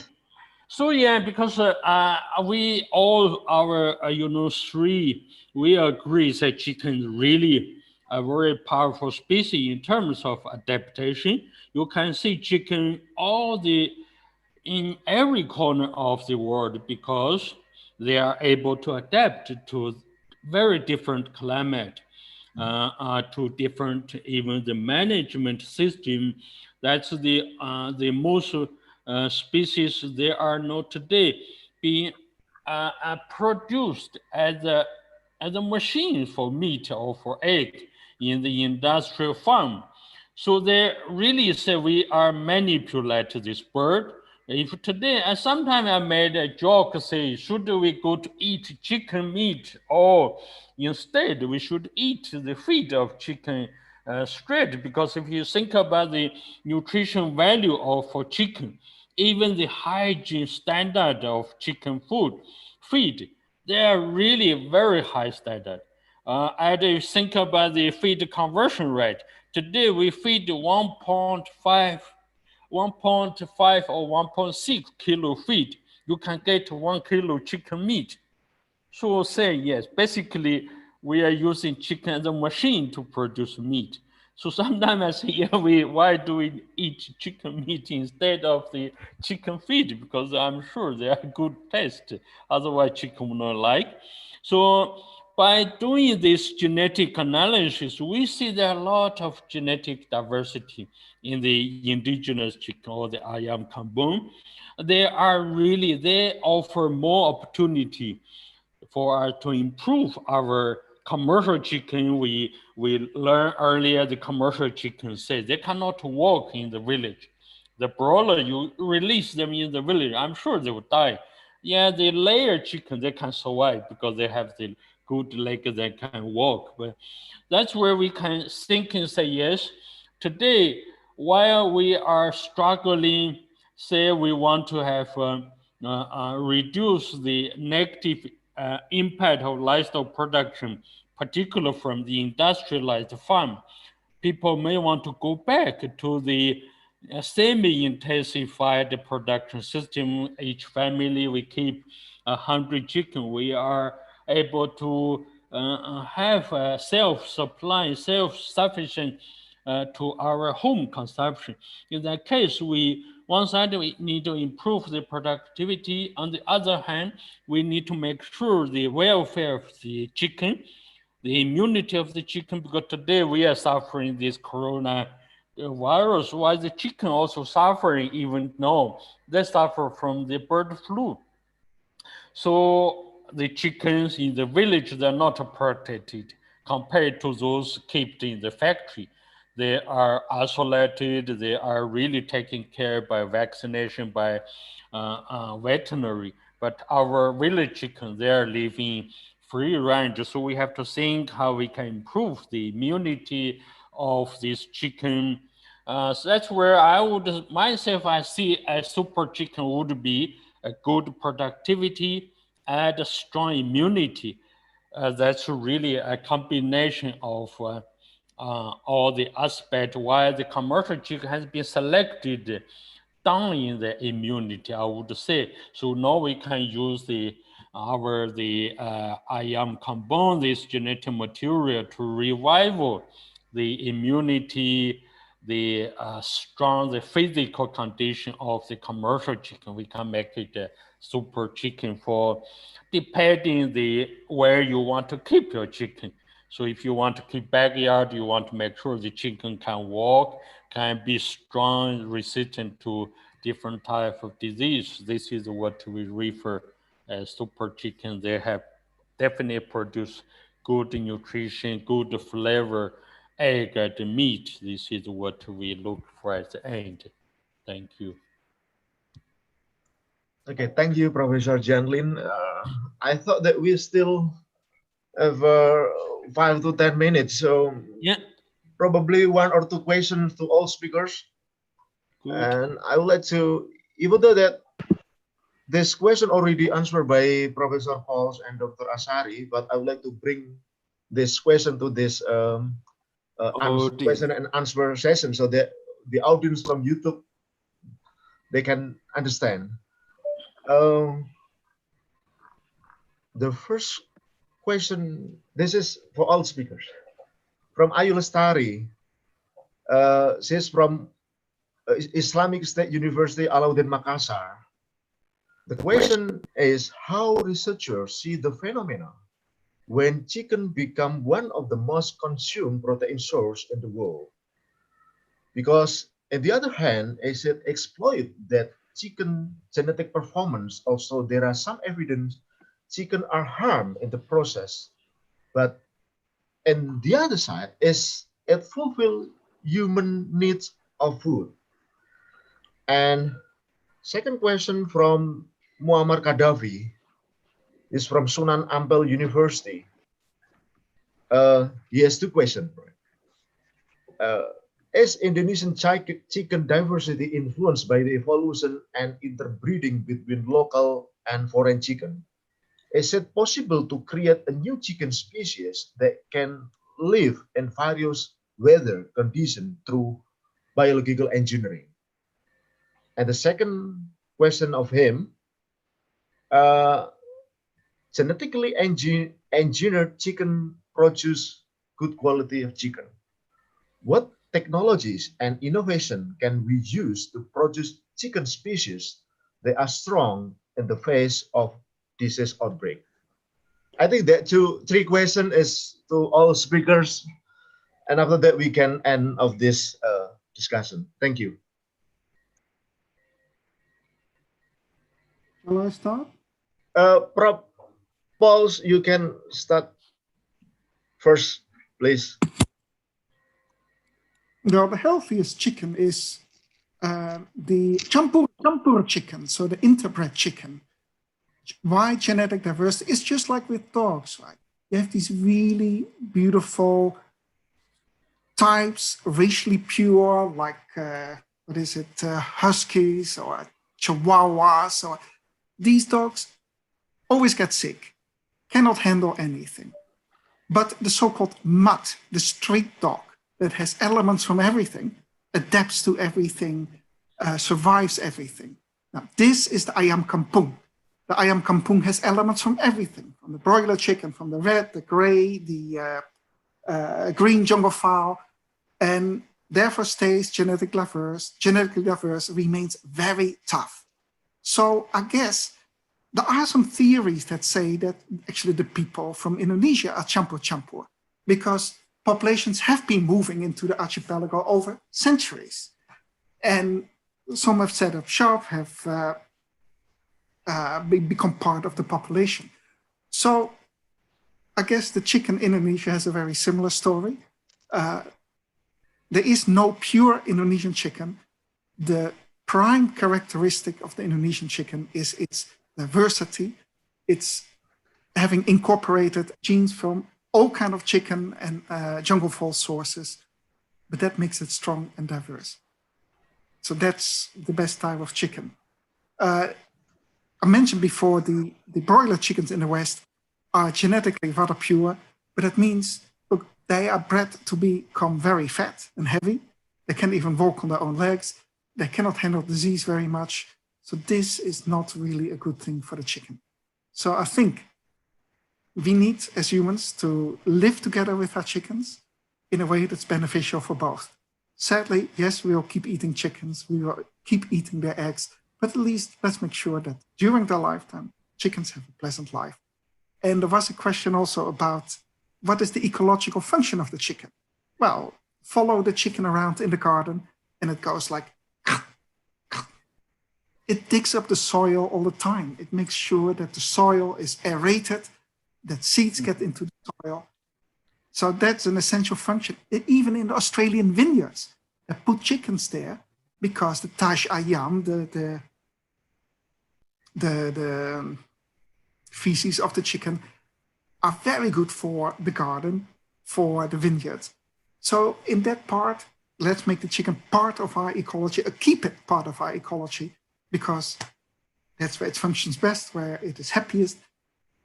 So that way we can best live together with our chickens. Did I miss one of the questions?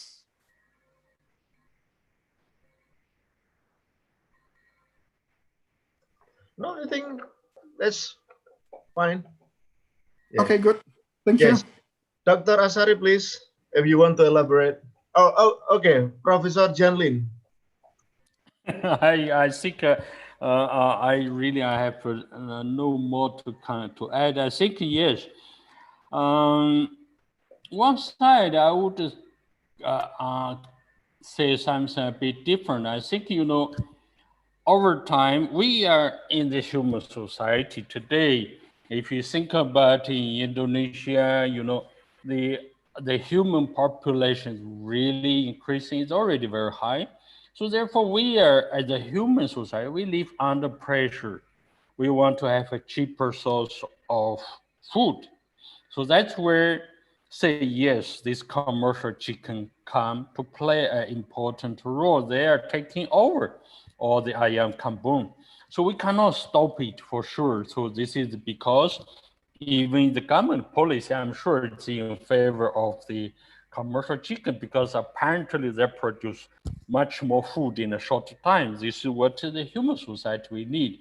Why we claim, say, ayam kampung is unique, important, for whatever reason, but because unless the economy of the country is improved, where you can have a portion of human society, they have extra money, they can go to appreciate something different from commercial chicken. They want to go back to the ayam kampung because the meat flavor, whatever.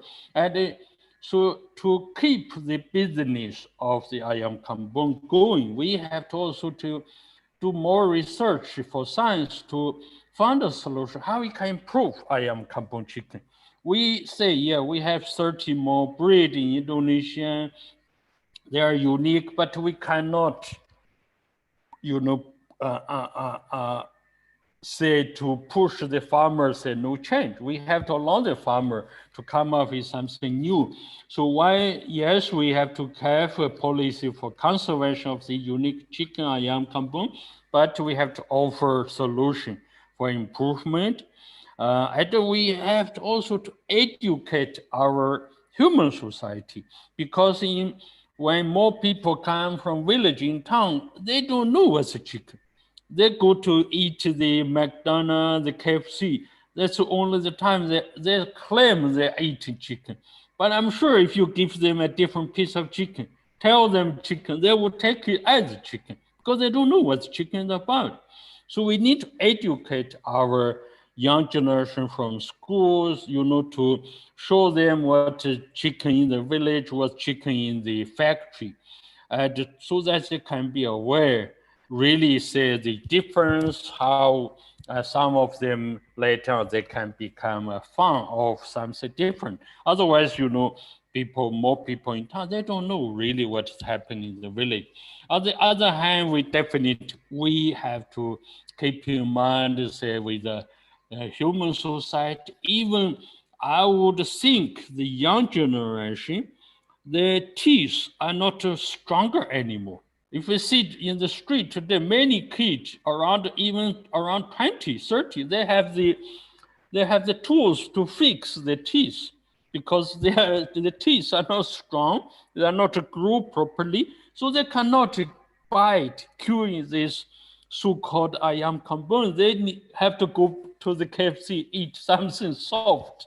So that's where yes, I think this is just to say the evolution of our, say, the human society, the planet, everything moving. It's just to say, yes, whatever we can do in our time, we can try our best, but we cannot control in next 2 generations. We don't know. Maybe now we see this artificial chicken meat is already in the market. Maybe there will be no chicken after another 20, 30 years. We all lose our job. There will be no research on livestock, all the artificial. So what we do, this is the human society, we have to leave the mind open while we claim things are unique, important, but we have to say, yes, leave the society to make that decision. Thank you. Okay, thank you, Prof. Janlin. Dr. Asari, it's your turn, please. So basically already answered by both of professor. What's the best chicken nowadays? Yeah, ayam kampung is nowadays, people try to come back again to the ayam kampung because of the taste, of the flavor, but the young generation, even they can differentiate between ayam kampung and then the other breed, they cannot know, they didn't know. Even when I talk about pelung or cemani, they didn't know what is pelung and cemani. So how to educate the young people, the millennial, regarding this one is more also important. So and then one of the question also about the Indonesian chicken diversity influenced by the evolution or the interbreeding. Yes, one time I have a question in my mind also regarding this one. Is it evolution, interbreeding? Yes, it's play a big role in the jungle-fowl, in the speciation. My big question is the red jungle-fowl and green jungle-fowl is totally different species? This is still a big question for me. Is it they are going to the next speciations, or even they are basically it's just the same species that the other one try to become a new species? But for example, for the Budkivas subspecies, Professor Janlin already mentioned it, that in our research before that it's separated with the other, so it's probably will be going up to the species level, but the number is itself, it's still big question. The population in the wild is still big question. when I'm traveling in the Central Java, I never saw this one of this Bankiva. Some of friends said they saw in East Java. They have a picture of in East Java, but how many the population? Still big question also about this Bankiva. So a new collaboration with others people from other places. It's a must to do just with this chicken, not just for the chicken meat in our table, but chicken also in the backyard and chicken also in the jungle. That's still need a lot of work. That's it. Okay, thank you very much, Dr. Asari. I think that almost I end. want to ask one more question. Please, Dr. Professor Hidayat Pauls. Yes, and please. Professor Dianlin. It was also raised in the Q&A, the dinosaur question. The chicken is related to the dinosaurs. Is it the closest relative to the dinosaurs? Are they velociraptors we have in our backyard? Could you shed light on that? I don't think we have the DNA of dinosaurs because they've died out too long ago, but it is a really intriguing question. And maybe this answers the question, were the dinosaurs cold-blooded or hot-blooded? Well, if they related to our birds today, they must have been warm-blooded, right? Yes. Okay, thank you, Professor Pauls, for finding the equation. I saw the equation, but I didn't find when I look at the open discussion in Zoom feature. So sorry that you raised up the equation. So I think that we still have so many questions, but of course that we cannot answer one by one. And most of the questions already answered by Professor Hans Pauls. And for the audience, if you still in curiosity, you can email them. You can email Professor Pauls, Professor Han Janlin, or of course Dr. Asari if you still have the specific question or still in curiosity. And before I close this discussion, let me summarize the important aspect of today's webinars. And from the first speaker, Professor Hans Paul, he mentioned that domestication was about 12,000 to 6,000 years ago. And chicken are charming, right, and fascinating. And chicken and human have been companions for a long time. And chicken come from Southeast Asia. Also, chicken have an important place in Indonesian society. And from Dr. Asari, I noticed that Indonesian indigenous chicken have a rich and unique genetic diversity, but with genetics mixture influenced by red jungle-fowls and commercial broiler and layers. And from Professor Jianlin, he mentioned that domestic chicken have a great potential of genetic adaptation. They underlie their unique behavioral, morphological, and reproductive abilities. I think that's all what I can summarize to all of you. Good. Regarding to the conclusion of our discussion today. So thank you very, very much to all speakers for your time, and your presentation are very good for us. I was thinking that ethnobiological studies should be conducted like this. So I think we end our discussion today. Stay safe and healthy. Saya kembalikan ke Bu Gi selaku host. Terima kasih. Thank you very much, Mas Wawan. Please, everyone, give a big applause for our speakers and moderators today. It was great discussion, and I think we cover almost all of the questions. Yeah. Is Bu Atit still here? No, I don't think so. Yeah.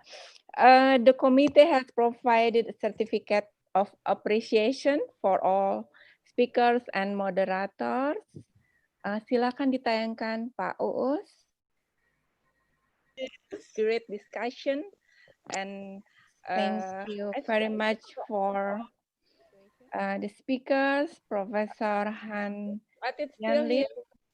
No, I don't think so. Yeah.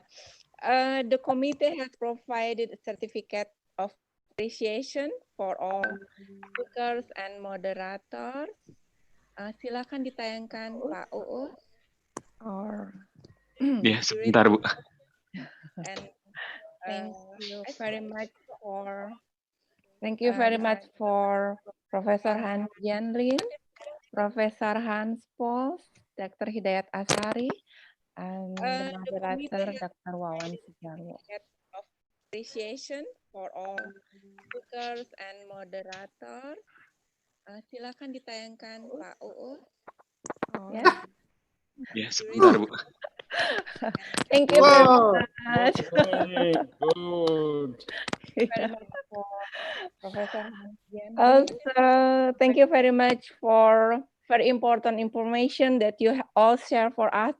Hopefully we can meet again in the next webinar. And thank you very much for those of you who stay until the end of this session. Terima kasih Bapak Ibu. Masih lebih dari 230 orang berada di sini, sangat antusias. Kita semua bisa membuka videonya ya. Bisa dibuka, bisa saling menyapa. Kemudian berfoto bersama, silakan. Host bisa membuka video sebelum kita berpisah. Alright, more than 200 participants. Yeah.